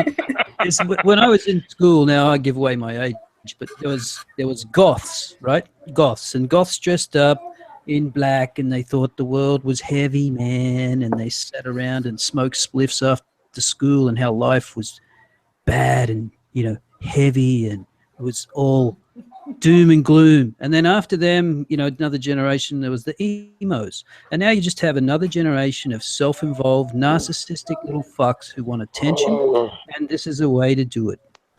And they're a bit more colorful. As a heavy metal fan from way back, I'm going to apologize to the world right now. I think we started that goth shit. Yeah. Bane actually knows. Guys, I don't want to reveal too much about myself, but ask Bane after the stream. There's somebody he knows. Okay, fuck it. I'm a goth. Fuck it. I don't want to give too much of myself away, but yeah. There you go. As someone who's a long-time metalhead who used to also hang around some of the goth communities in Melbourne, I got to say that probably, I don't know, maybe about 20% of the goths were the coolest people you'd ever meet. Yeah. And the other 80%, I mean, the other 80% were just absolute fucking wankers. Yeah, they're the wankers who would turn up can't figure out who they are. Who would turn up in the black wedding dress every week, at the golf club, and that was just the guys. That was just the guys. I was about to say. I don't want to reveal too much about myself because I don't want people to know who I am. A lot of people like Bane knows who I am.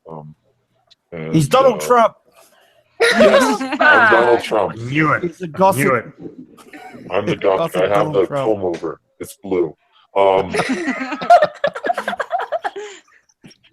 And instead of orange, my skin is like paper white. But your hair is orange. Yeah. No, it's blue. No, actually, yeah, it's manic panic orange. If anybody Bane, do you know what manic panic is? No idea. Anybody here? But anyway, I know what manic goths panic are really, really fucking cool. They just like the fashion and the music and that, and you can have a decent conversation with them. But then you have the ones who are the wankers who are just all about, I'm so depressed. Look at me. Those are not real goths. Those are posers. Sorry, I cannot stand fucking people like that. They ruin because with my generation, there are probably way more people like that than there are people like me who like listen to Susie and the Banshees and Christian. They're more into like, My Chemical Romance or shit like that. Well, now, independent, you said a while ago about calling them trans fags. That's why if they ever give you that shit about respect my pronouns, say, all right, if you're going to make me use pronouns, then I get to pick them. Your pronouns from here on out are fag, fagaloon, and fag self. Did you see that guy? There was a guy in the States who recently at some university, and they said, look, you can nominate what pronoun you like this semester. So he nominated Your Majesty. Your Majesty. Now the teachers are, they have to call him. Yeah, they have to address him as Your Majesty. It's beautiful. It's fucking beautiful. This whole pronoun thing is, how many of us have used a fucking pronoun tonight? Nobody talks to other people using their pronoun. I don't. No, you talk about them. Yes. So it's about you. You're not even in the fucking room when I'm talking about you. Why do you care what I say? You know what I've noticed? A lot of the people I know who are, not all of them, but a good amount of them that I know, who are trans, I guess you could say trans, and they are women that identify as men, millennials. They don't seem to really like men all that much. They seem to like talk about, like, they're feminists and they don't really seem to like men despite wanting to be men. They don't talk about, the male gaze and this and that. It's like, you want to be a man, you feel that you're a man, yet you don't like men. It's penis envy. And the thing is, they don't even know what men are like. Like, I'm going to be violent and I'm going to be this person that has no feelings and doesn't respect anyone. And then, if someone actually bothers to try to get to know men as a woman, get to know men a bit better, you see a bunch of stoic people that shut up most of the time because they're extremely judgmental of each other. And that's basically, part of the male psyche. Yeah. Honestly, you couldn't pay me to be a man. You couldn't. I think my life is so much easier as a woman. Well, Yeah. if we couldn't pay you to be a man, then that's why you make the 77 cents on the dollar. Exactly. About the wage gap. Oh yeah, I am I am actually severely overpaid for my job. It's ridiculous. I get paid way more than I should. Well, I'm loving all this crap about that. The pink tax has inspired some dopey jackass in New York. Of course, it would have to be New York. Of course, there's some pharmacy that's charging men the tax and not charging it for the women, and it's like, yeah, but that's for all products too. But the so-called pink tax isn't on all products, is it? No. So the pink tax is actually just the extra ingredients or the extra work that goes into making the specified product. Exactly. But if a man went in to buy tampons for his wife, he's paying the tax, isn't he? Yeah. So, even if he's using his wife's money. Well, and if he's buying tampons for his wife, he's paying the price at home, too.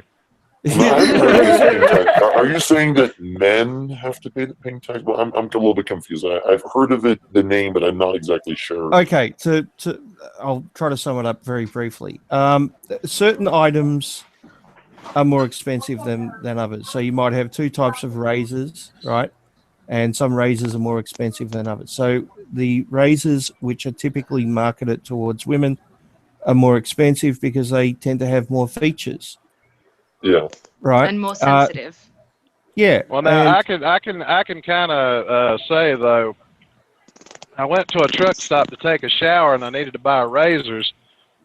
They were out of the men's razors, so I had to buy the women's razors, and they were fucking cheaper and pussy pink to boot. Well, there you go. But because some items have extra features and they're more expensive, and they're marketed towards women, it's seen as a pink tax, whereas women are paying more for the same item, even though it's not the same item. Because if it was the same item, they could just buy the razors marketed towards men at the cheaper price, couldn't they? Why can't they just make unisex razors? I mean, I've used. No, normally, are we talking about like? Because we use razors for different parts of our body. Yeah. And if my wife uses my razor, I'm killing the bitch. That's why. Yeah, I don't know why I wasn't. No, I don't know why I wasn't thinking about that. Yeah, women don't use razors. Most women. This is seen as oppression, you see. So what's happened is a chemist in New York is now charging the tax on these items for men, but not for women. So if a man buys it, and the funny thing is, I was actually listening to a Adam Carolla podcast on YouTube the other day, and he was mentioning how he was telling his wife, "Why don't you just buy the cheaper shampoo? It works just as well. I know the stats." And she's like, "Well, no, but this one's got the whatever screwball chemical in it." And he's like, "And it's $15 a bottle, and she could get the cheaper stuff, and it'll have the same effect on her hair." And I'm like, "Yeah, pretty much. I mean." Well, if it's the same, then buy the cheaper one. If it's not the same, then that's why it's more expensive. Well, that's simple. Like for starters, a lot of men's products, they smell gross. like men's shaving cream, for example, generally smells quite chemically. Well, you don't like Old Spice? You have Old Spice in Australia? Whereas Lynx Africa. Oh, that's so gross. I think the equivalent of Lynx in America is Axe, right? Yeah, I think so. But whereas my stuff, it smells really pretty. It smells like flowers and all that crap. And I'm sorry, but guess what? Women actually want to pay more because then they can say that they paid this much. Like if a woman goes out and gets gets a $350 haircut, like she brags. She's like, this So it's a haircut status cost me thing. $350. Yeah, it's a status thing. Whereas like my partner like gets the shits if he has to pay $20 for a haircut. Whereas I would never pay. Like if someone was like, "Oh, I can That's brainwashing. I'm like, "You're not coming near me." But Mara, here's the real trick to it. The reason why the $350 haircut is a status thing is, in a way, it was sort of a backhanded way for women to say, my husband makes so much money that I can afford to go get a $350 haircut. And Hey, now guys, that feminism... Oh, sorry. What's up, Adam? Oh, all right, Adam. I have to go right now. I have to go to class, but thanks for having me on, Bane. And can I give it as far as can I tell people about my channel? Well, it's not up yet, so wait. I know, but yeah, okay. Coming soon. Coming soon. I'm gonna work on my first video soon. Can I give a shout out to people? Yeah, if you want. I want to give a shout out to Miss Anonymous and to Charming Man 93 because they've been very kind to me. Oh, that's sweet. Yeah, and of course to Bane as well. Bane's very kind. Yeah, Bane sucks. Anyway. Fuck Bane. Yeah, fuck Yeah, Bane. guy. Yeah. Yeah, but Miss Anonymous is cancer-free now, so she's lost all her cancer oppression points. Anyway, I'll see you guys. Good job, man. Yeah. Bye. Bye. Well, now to finish what I was saying, though, that's the thing. Now that feminism has screwed that up for so many women and kept so many women single, now they're bitching about how much their hair care products and shit cost. It's easy. It's a free market, go make your own products and sell them for cheaper. It's fucking easy. There's a big wide world out there, girls. Go make your own shit and sell it for cheaper. But feminists hate capitalism. They hate the free market. They want to be communists. Yeah, that's right. And they don't teach chemistry in gender studies. Yeah. That's the point. They don't teach anything useful in gender studies. Chemistry was created by men, so it's from the colonial white patriarchy background. Yeah, and it doesn't understand feminism, so and oppresses women and minorities somehow. So it has to be recreated from the ground up, reinvented. Science. Yeah. Just a quick update, people, on the red pill in Melbourne. We're now up to 84% funding. Yay! So looking where's good that? Where's that for funding? next week. I got to go and chip into that. Where is that? Okay, I'll put the link.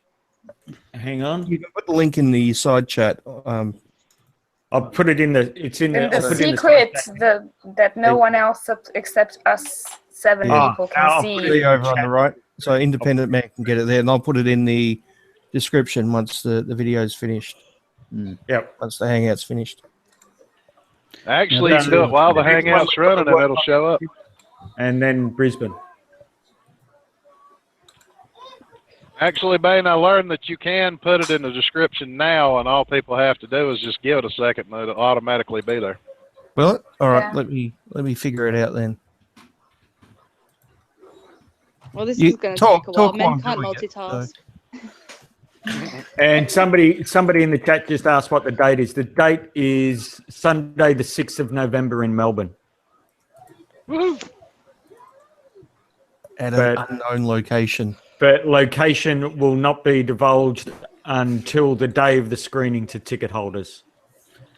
Did you say reasons obvious? Did you say there's a Brisbane screening or someone's working on it? Not yet, but I'm trying to organise one. Yeah. Well, and I think Dave Futrell actually might have learned a lesson from trashing the red pill before, because here lately he's been telling people, look, quit trying to get it to not be shown, because I think he realizes that the more he bags on it, the more feminists bag on that movie, the more people are going to want to see it. Absolutely. We've gone in Melbourne. We've gone from a 60-seat cinema to 170 seats. Oh, nice. I mean, do you guys remember the? I mean, I don't remember it at the time, but I've seen the footage since. That remember when Life of Brian came out? It was 1979. Yeah. And in I America, watched that tonight. The evangelicals fucking flipped out, and it was the best publicity they could ever got. There's no way they would have got that kind of publicity without the evangelical crowd flipping out. John Cleese thing. I was actually thinking of making a video with that, you know. Yeah, oh, mate, that's my fucking idea. I'm going to do that tomorrow. Look, the two of you back off. I'm doing the one with what has the patriarchy ever given us? We all came up with the same idea. You've had the vote, and you've got equal pay. Yeah, well, obviously we've got the vote. We've got equal pay. But what have you done for me lately? Yeah. I mean, that scene is just waiting to be done. Actually, that "what have you done for me lately" thing, I had the answer for that back when that was big. It's like, well, what have you done for me lately? And then I'll tell you. Yeah. Pretty much. We give you eye candy. Yeah, we breathe. Pay now. We walk while having boobs. Done. Yeah. Okay, that's enough. Vaginas. Actually, that's good. Okay, I'm in with you. There's a lot of fat truck drivers that walk around with boobs too. You're gonna have to work a little harder for that. Well, that's why I added the vaginas part. Magnus, do not ruin boobs for me, man. Do what? Don't bring up truck drivers and boobs, man. You're just going to ruin boobs for me. Okay, so there are some truck drivers with boobs. They're called female truck drivers. Oh, thank you. Sure. I've got the link in the description now. I figured out how to do it, so there we go. Well done. We also give you guys patronizing compliments, so that's what we do for you.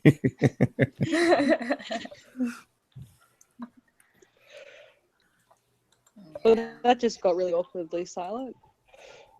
So, all right. So we've got a screening happening in Melbourne, possibly in Sydney, possibly in Queensland. What about the rest of Oz? I don't think Adelaide will ever have one. They're batshit crazy, like left there. Yeah, Adelaide is proof Tasmanians can swim. It's just a really weird place. I've never been to Adelaide, so neither have I. But I don't think I will either. I don't know if they can keep the fucking power on over there. My sister became a feminist when she moved to Adelaide. Oh God! Have you slapped the shit out of that bitch?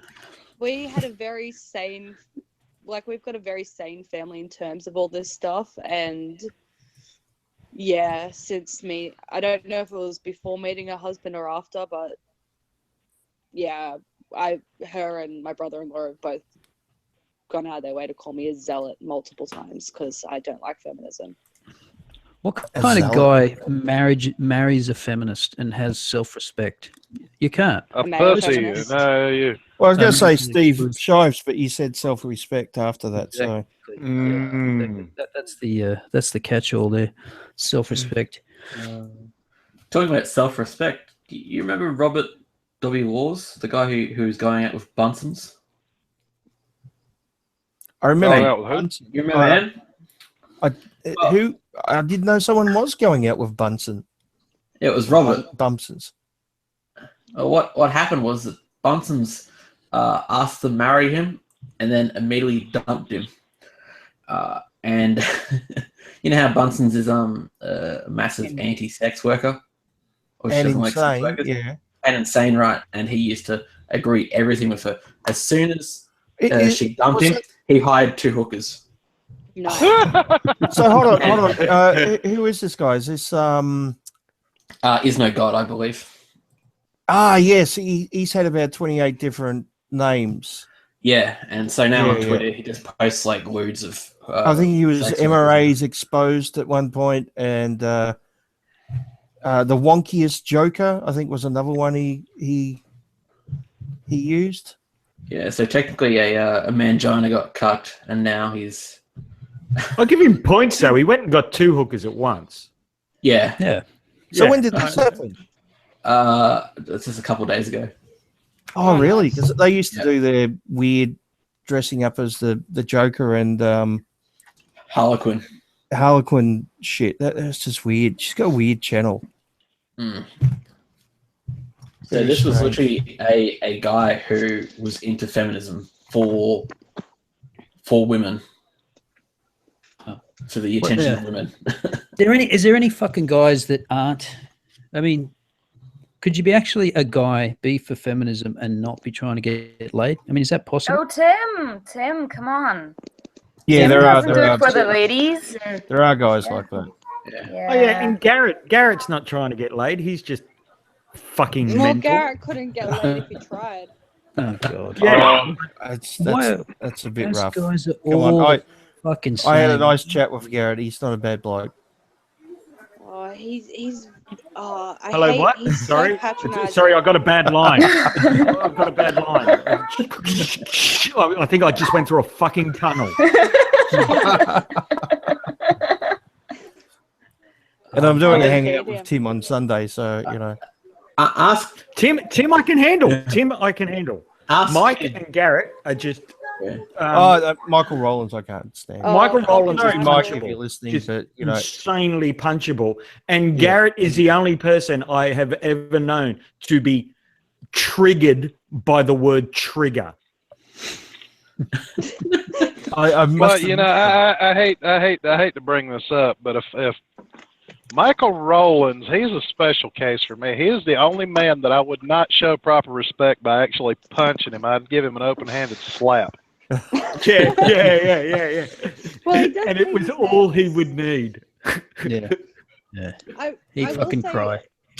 The funny thing with Michael is having like it wasn't live, but I ended up having like a 2.5 hour chat. It was more like an argument, back and forth, arguing the exact same 3 points over and over and over again. But since then, because he's like, did you notice how all of a sudden one day he just stopped calling Bering a rape apologist? Why? I Yeah, didn't I'm notice. like- I don't pay any attention to him.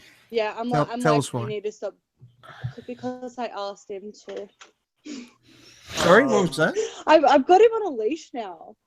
See, that's what it is. He just wants to get fucked, And and you're a girl, and he thinks he might have a chance. he's got no chance. I'm taken. And even if I wasn't, it's Michael. He paints his nails different colors. Yeah, he's a cunt. Yeah, That's but inefficient. Well, you know what? The only color a man's nails should be is purple, and that's only if he whacks himself with a hammer the right way. Yeah. Yeah, I think he should have his nails pulled off slowly, one by one. Like, what's that scene? Remember, what was that movie? George then I'd have Clooney, nowhere where he's to- a spy. I'd have nowhere to keep my bamboo if you did that. So we can all agree we don't like Michael then. I think that's where we're heading. Yeah, pretty much. I've had arguments with him before in the comments section, and they're frustrating. They go nowhere basically. they don't. He's go disingenuous, though. I mean, anywhere. I can't stand people who won't argue it, at least attempt to be honest. I mean, everyone's got their biases, but he's just flat out dishonest, isn't he? Yeah. His name's not even Michael. He's certainly not a man. No, he's lying about that. That's for sure. He's a trans faggot. I'm sure of it. It's funny because like when I was talking to him, he was accusing Bering of saying like all this stuff. I'm like, when did he say this? He's like, what do you mean? I'm like, well, what video did he say this in? He goes, I don't watch Bering's videos. Well, then how the fuck do you know he said it, asshole? It's because he hears it like it's Chinese whispers, and by the time it gets to him, it's like just turned into something completely different. He had it by the grapevine. My introduction to Michael The rape was vine. I like it. my introduction to Michael was a video he did on Sargon, in which he said that Sargon is a typical MRA, and then went on to say that he doesn't even talk about men's rights. He He fucking just talks about anti-feminism. He doesn't even talk about men's rights. Yeah, Well, that look, would I make him guess an anti-feminist, not an MRA. I guess the question there then, Bane, is you have to ask Michael Rowlands, doesn't your head hurt from all that fucking stupid you keep in there? Why do you think he's I'm pretty sure it's numb. Hey, who's that guy? Who's that guy that looks like fucking Beaker from the Muppets? And he's got like he hangs out with those shitheads. He's got like a decent sized following. I think he's got 30 or 40,000 subs. He was in that video where they, H bomber guy. What is he? H bomber guy. H-bomber. Yeah, I mean now The skulls The dude. skulls guy, there's someone that thinks he's funny, and Bane, no one's what is with the skulls? no one's had the fortitude to tell him, look, dude, you're not funny. Stop doing it. It's not working. It's sad. I think everybody's You're- told him. so He just cringy. can't hear it. This, In Waz's, generation have been in Waz's- encouraged. In Waz's response video to the questions, I think Waz pointed out that he gets $1,000 a video or something on Patreon. It was something crazy like that. Holy shit. Well, Wow. I have to point this out, but the moment Steve Shives showed up in that reasonable questions video, Nope. the whole video became null and void and a parody. I don't know. I Yeah. think he asked the most decent questions, honestly. He's Well, not, he- he's he- not they- They interested were in they were listening to the extremely answers. loaded. They were extremely loaded. I will admit that. They were like the snarky, oh, I bet you don't know anything about anything, so let me just expose you for that. But if you took the questions as honest questions, his were kind of the best questions. But he's not interested in listening to our responses. That's the thing. Because Well, that no, was it's the fact that he's such a disingenuous prick is why. I mean, he blocks everybody, so he doesn't want answers to his damn questions to start with. Yeah, I think Yeah. Chris Reagan's response was great because when Shives came up, he went, Just go "No, away. just go away. I'm not answering you. Fuck off." And it's exactly right. Shives, you want to have a fucking conversation now? Now you want to have a conversation? Go fuck yourself. You're not entitled to one. Yeah. I was. Yeah. I assume everybody here has been blocked by Steve. Yeah. Oh yeah. I've I been was I've been that close. born blocked by Steve. I sent him a When I tweet saying made hello, my- and he blocked me. Yeah. Well, at least you got to do Well, that. I got blocked before I did anything. Don't. Yeah. Just so you guys know, when I passed by Hagertown, Maryland the other day, I farted, and I think Steve caught a smell of it. I will say I was gonna do a response to that video, but then I forgot, and then it was like 2 weeks later. I'm like, I can't. Like, there's too many response videos to this now. But I don't know if any of you guys have seen. Last week I put up a video where I introduced my best friend to Black Hitler. Oh, no. Yeah, sorry. And we're turning it into a series. You are evil. You are evil. We're doing Milo Stewart next, right? But she was quite intoxicated before we even started that video. She actually had no memory of the video itself until I uploaded it. That's probably best if you want to keep her as a friend. So she's too But- drunk to consent, is what you're saying. Yeah, she's too On tape. Don't worry. It was a rape stream. You mind raped her. Yeah. It could be but classed as that. But It's not a stream, before- it's a ream. Of course she didn't rape her. She's a woman. She's incapable Exactly. of rape. So Exactly. stop it, you oppressive shitlords. So what is it called then? Um, So when two drunk women fuck each other with dildos without consent, what do you call that? Is that just a good time? Male oppression. Yeah, that's just a good time. And That's, a male rape fantasy because it never happens. Women always get consent. But it's still the fault of men somehow because they're using dildos. So Yes. the patriarchy has taught them that that's what they need to get off. Well, it amazes me how these women say they don't need men, but yet they have to have a fake rubber cock to do their doings. I know, right? But one thing that I showed her maybe about like not even a third of that reasonable questions video, and she was just coming out with the most fucked up answers, and she doesn't remember this bit either, but memory of Christy Winters' voice.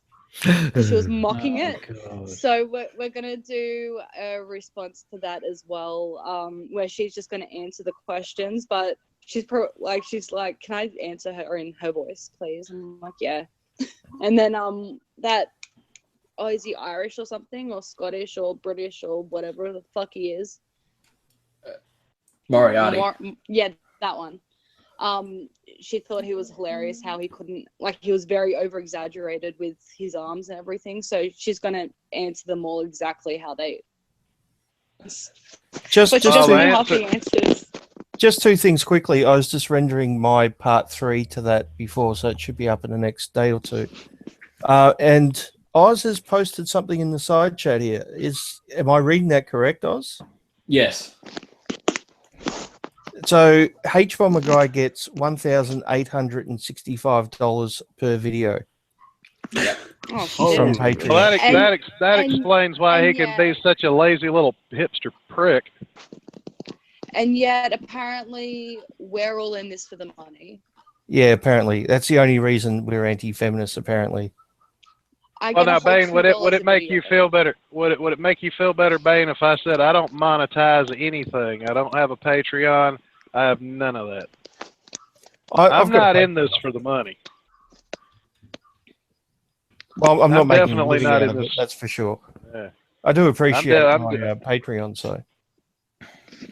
Yeah, because you do it for the fans, man. I just want to save for a new camera and a microphone, and I don't have the funds to do that, so I need my $2 a video. Yay! All right, everybody listening, hop over to Mara's Patreon. I've got such a potato camera; it's awful. There's a lot of that shit going on. I mean, a lot of, can you fund me with this, fund me that? People are going to fucking fund their petrol to get to work soon. Spending motherfuckers. Jeez, yeah, I mean, seriously, people, I don't know, it's, I guess some If people they're making enough to buy gas, why would they need to go to work if they've got enough money for gas, though? I don't think I followed that one. I'm confused. Yeah, it went over my head. Well, no, you said people are going to start funding their gas to get to work, and it's like, yeah, but if you got enough money if you're making enough money off of somebody else for gas, why do you need to go to work? That's true. Wow. You wonder if H Bomber Guy, I mean, he's just so bad that you've got to think it's his parents. It's his parents that are like funding his Patreon and making him look good or something. No, see, Mum and Dad are here's giving the him thing. 1,500 of that, surely. His parents are the one blonde guy from ABBA and like one of the Gibbs brothers from the Bee Gees. That's why he looks that way. Well, Jenny McDermott was giving her own Patreon money, so I don't know, maybe. Oh, God. Was she? Yeah. Why? To encourage people or to, I don't know, to make it look like she's... It was under the Anita account that she's got. And it was like, it was acting as if it was like totally real. It's like, oh, go girl, fight the patriarchy. She'd actually be losing money though because there's fees and that. So yes, she would be. So fuck, she's cringy. I still can't get over the fact that she called me an attention whore. I can't. Me. Called me. She called me, an attention whore. Look at me. I'm not an attention whore. Look at me. Look. Oh, shut up. Oh, no, it just made me laugh. She once claimed, Infidel Emma made a video about her boobs. What was that? She once claimed that Infidel Emma made a video about her boobs. No one's making a video about your boobs. Oh, speaking of boobs, there is some dumb American told me, she showed me in a stream the other day. There is a video on Christy Winters' channel where she's got full-blown low-cut cleavage going on. And it'll make you vomit, so... So I never go to that channel again. You guys can consider me as about as shocked as a dead battery at that declaration. It was pretty gross. And she was leaning forward as well. I haven't had coffee yet. Don't do that. Now you're wishing for those metal truck drivers with boobs.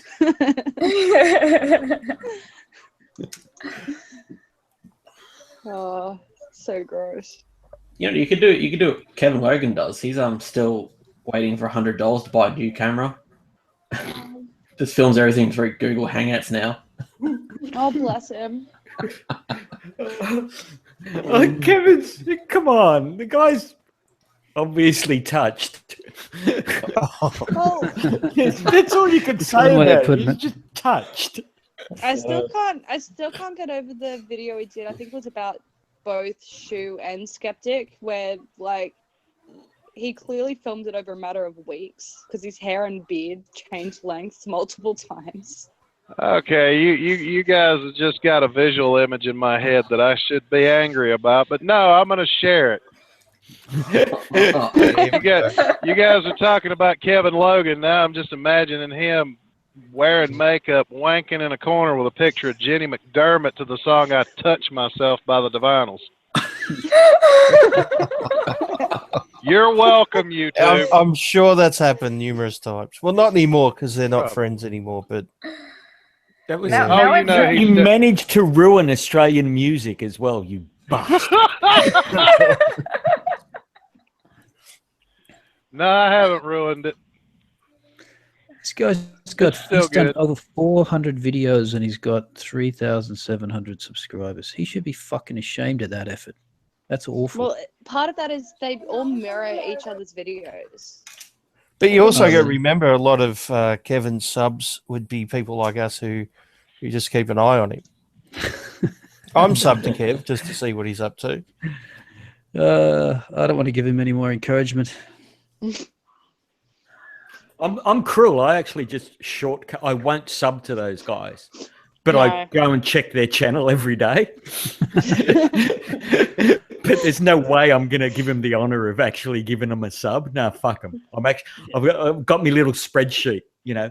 Well, yeah, but if you guys are subbed to SJW, well, if you keep an eye on their channels, then are any of you Australian guys subbed to the Angry Mangina or the Angry Pussy or whatever the hell they call him? Oh, Angry Aussie. No, he's another one. Yeah, I won't sub, but I check out his channel. Does he still? He hasn't. Is he still? He doing blocks like shives. That's too cringy, really. I didn't realize he still existed. I think 80s. He put up a video.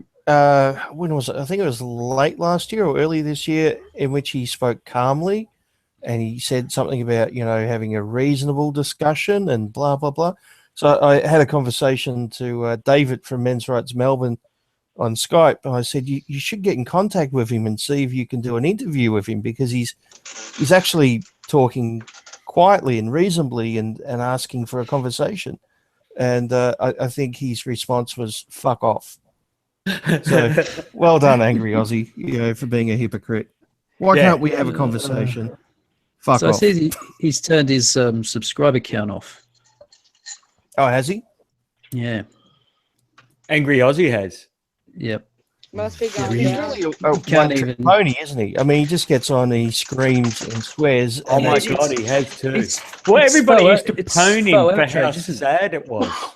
It's just fake outrage. That's what it is. It's fake outrage. It's not even real outrage. It's just bullshit. He's just a troll. He's a professional troll. He's kind of like an Onesian, isn't he? Just a shittier version of Onesian, if that's possible. Yeah. It is possible. He's done it. He's the embodiment of the I wonder if he's going to the Shinya red pill in Melbourne. Should get a free ticket. I wonder if he can spell red pill. Oh, God. He needs some fucking pills, but I don't know if they should be red. Should they have something else in them?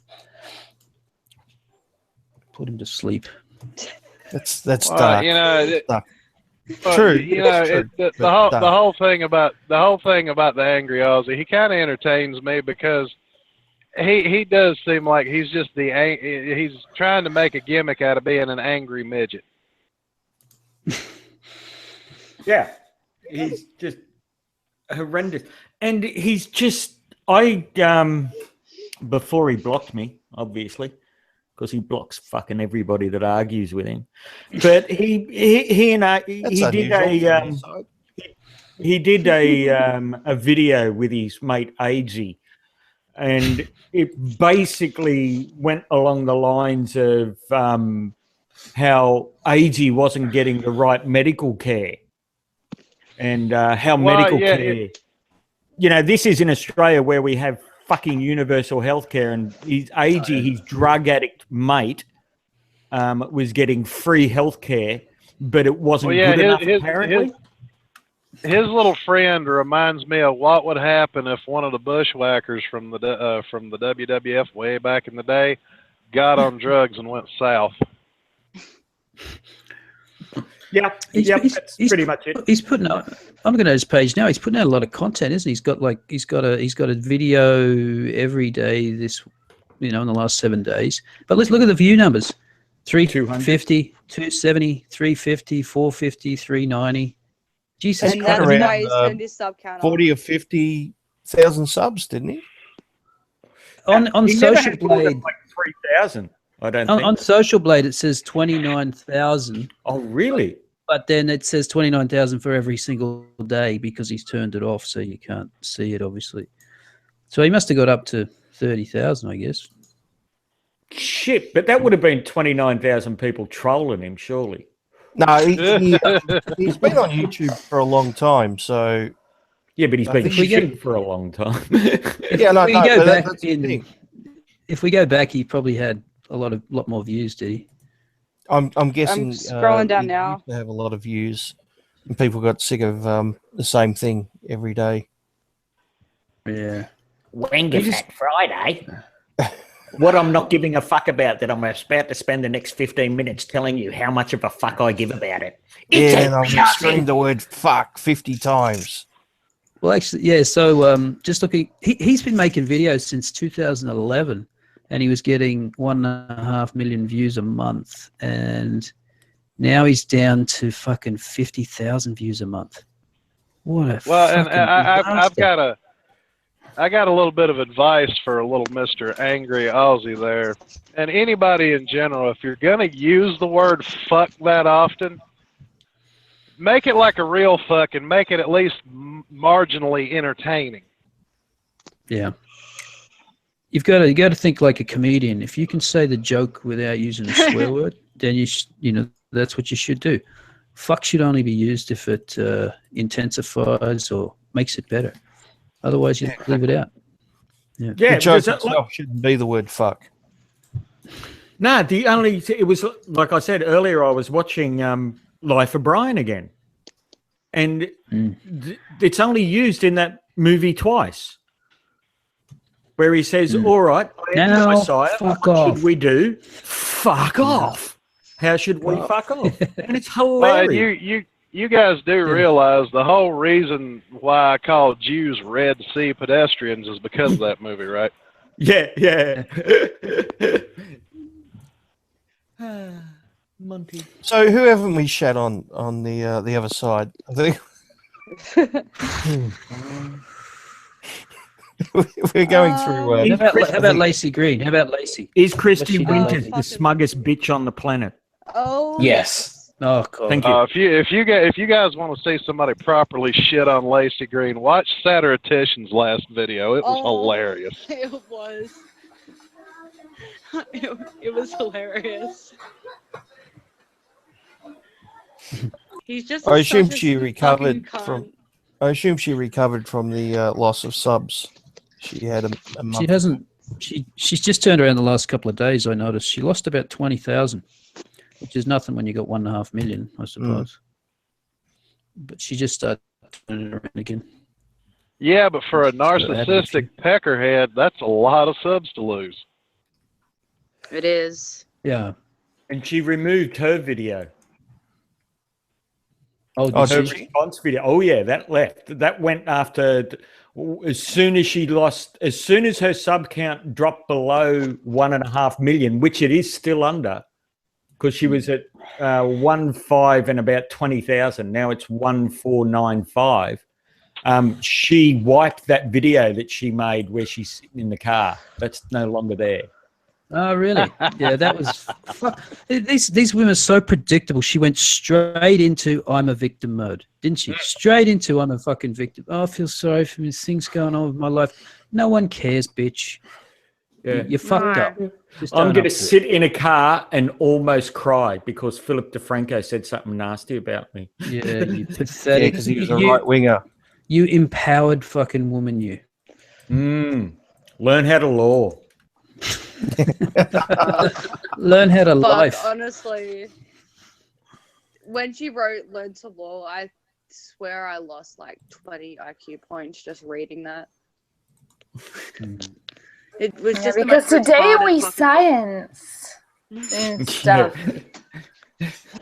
Well, you know, I'm almost wondering if people are actually waking up and now that they're all hitting puberty and they're realizing how full of shit Lacey Green actually is, they're just like, you know what? Fuck this skank. I'm going to go watch Space Ghost or something. Yeah, well, I did see an article recently about the younger generation. Now we're talking about teenagers who are rebelling against this shit, and they've got apparently more conservative views on all kinds of issues. So maybe the backlash has started. Why that's why respectful relationships is happening in Victoria, because they need to stop this conservative action. Yeah, I've started going through that, by the way. Did you guys see fucking Falcon turd balls on the news today? No. I call him Falcon turd balls. I'm going to make a cartoon series about it. He's again talking about stopping violence against women. It's an epidemic. No, I think the new word is it's a scourge. And they threw out these numbers like 130,000 women experienced domestic violence last year, which is fuck all, by the way. It's like 1% of all women. But let's not get let facts. Yeah, but 130,000 is a big number. Yeah, but 130,000 domestic violence. What does that mean? What does it mean? It doesn't even mean that you got hit necessarily, because domestic violence includes threats of violence and threats of sexual assault.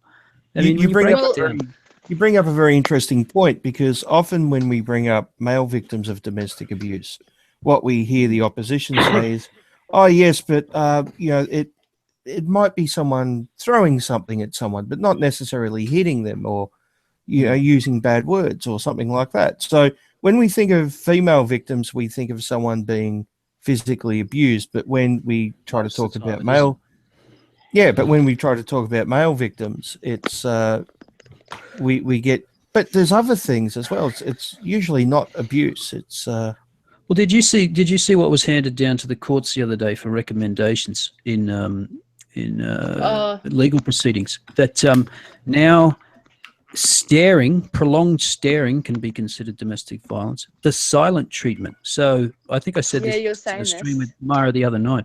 So let's say you had an argument with your wife, and you sit down in front of the TV, put the footy on, start watching the footy, and she walks past you, she says, "Oh, so you don't want to talk about it?" And you just keep watching the footy and you don't talk to her, because that's your way of dealing with it. That can be considered domestic violence now. That depends who's playing.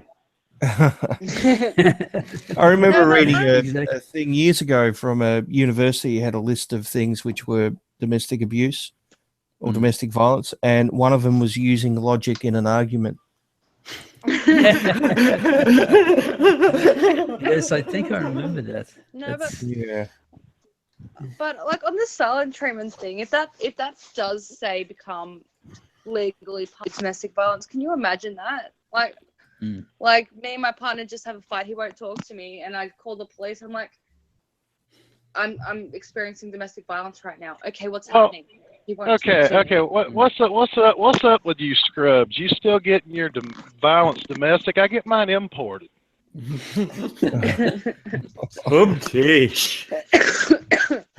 Yes, I'm a rather posh bastard. Yeah. I don't know. I think this is an attempt just to try and inflate the statistics because, actually, I'm going to say something here about domestic violence in Australia. It's a non-problem. I tell you where it's a problem: Aboriginal communities, poor housing estates. That's it. The rest of it, fuck off. It's not even a big deal. 1 woman a week dies from domestic violence. Cry me a fucking river. 14 women kill themselves every week, and 44 men. How about we deal with that? Put some attention on that. I don't disagree with you. with that. I don't disagree with you, but I will say it shouldn't be a one or the other. No, that's what I think. It should not be. Look, domestic violence. Let's not worry about that because we can deal with both. We have the fucking money to deal with. We want. What you want is you want proportionality. You want proportionality. You want, but you don't have to kick. When he's down because it's got nothing to do because there's less of. Yeah. And other things might seem more important. Who cares? It's for every person that is a victim of domestic violence, be they male or female. It's very fucking important to that person. Yeah. And I do get a little bit pissed off when people say, "Oh yeah, it's." I don't mean what you said. Yeah, it's not a non-issue, but it is an overinflated issue. Well, it's not an epidemic. It's not a scourge. No, and that's where they screw up by calling it an epidemic when it's not an epidemic. And that's when people get angry when they can see other things bad going on around them and they're calling something that's not an epidemic an epidemic. Let's keep it all in proportion and realize that we have the ability to help everybody. Yeah. Well, on the suicide issue and everything, I don't know if any of you guys will know him because his channel's quite small, but JT Viper, he's going to actually next November, he's going to be cycling from Brisbane to Melbourne to raise, he's coming from Canada and cycling from Brisbane to Melbourne to raise money for Beyond Blue. Sweet. So he's riding a fucking bicycle in late spring, early summer. Well, he's mental. Down from Brisbane. Has he ever been to Australia? Well, he's going to love the 44 degrees days. Well, that's partly because it does it's but we get hot days down here in summer. Yeah, but because he's going to be having a support vehicle with him. The person you can bet your ass the guys in that vehicle are going to have the aircon on. Yeah. Well, he's got uni exams until about November, so that's why they're doing it then. So he's got a GoFundMe page and everything set up because he needs to obviously pay to get over here and everything, and then he's hoping to raise for actual donations, 15.5 grand, because that's the number of kilometers he'll be traveling from home to Melbourne. So, so hopefully he'll be able to achieve that. And because let's be honest, that's a pretty awesome feat in general, cycling from Brisbane to Melbourne. All right, guys. Well, I'm out of here. I've got to do a runner. Yeah, it's actually almost midnight, so we should probably... Oh, fuck, it is too. Oh, okay. Yeah. I was just going to, silently go away, but I guess we can just call it a night for you guys. You guys with channels want to show your channels very quickly, and then we'll... Full Metal Budgie. And I'm out of here. See you later. Hello, mate. Bye. Yeah. All right. I would be Magnus Deacon, I guess. So go look for my channel. It's over there somewhere. Yeah. This time I'm not gonna show my channel. I want to show a guy called the Atheist, the atheist guy. He has an awesome channel, very undersubscribed, and makes awesome videos. So go check him out. There you go. Well, Mara Jane, that's pretty much just my channel. And please subscribe because I'm awkward as fuck and I need it. You are. I was going to ask you, are you a little bit retarded? Because that's what I was. No, I actually have really bad social anxiety. So the fact that I'm actually able to maintain a conversation kind of during live streams is amazing. So you're a victim? Do we have to feel sorry for you? No, I'm not a victim. Should we go to I'm pretty sure I made that clear in a recent video. I am not in any I was way, waiting for shape, that or form next. a victim. You fucking prick. God, I'm a prick. I'm not even. People are accusing me of like having a whim that he wasn't treating me like a victim. I'm like, no, I'm calling him a hypocrite. That's it. Fuck. But yeah. I might shill, not myself, I might shill 8-Bit Thoughts. I think he deserves a few more subs. I think he's pretty good. Check him out. Yeah, he's a funny fucker. Mm. Yep, and I'm that Bane guy. Yeah, fuck that Bane guy. Yeah, he sucks. He sucks. It's terrible. It's not even real Kool-Aid in his jug. Shit, what is it? I don't know. Our podfather who art in Kool-Aid. Anyway, say goodbye, guys. That's it. All right. Goodbye. Bye.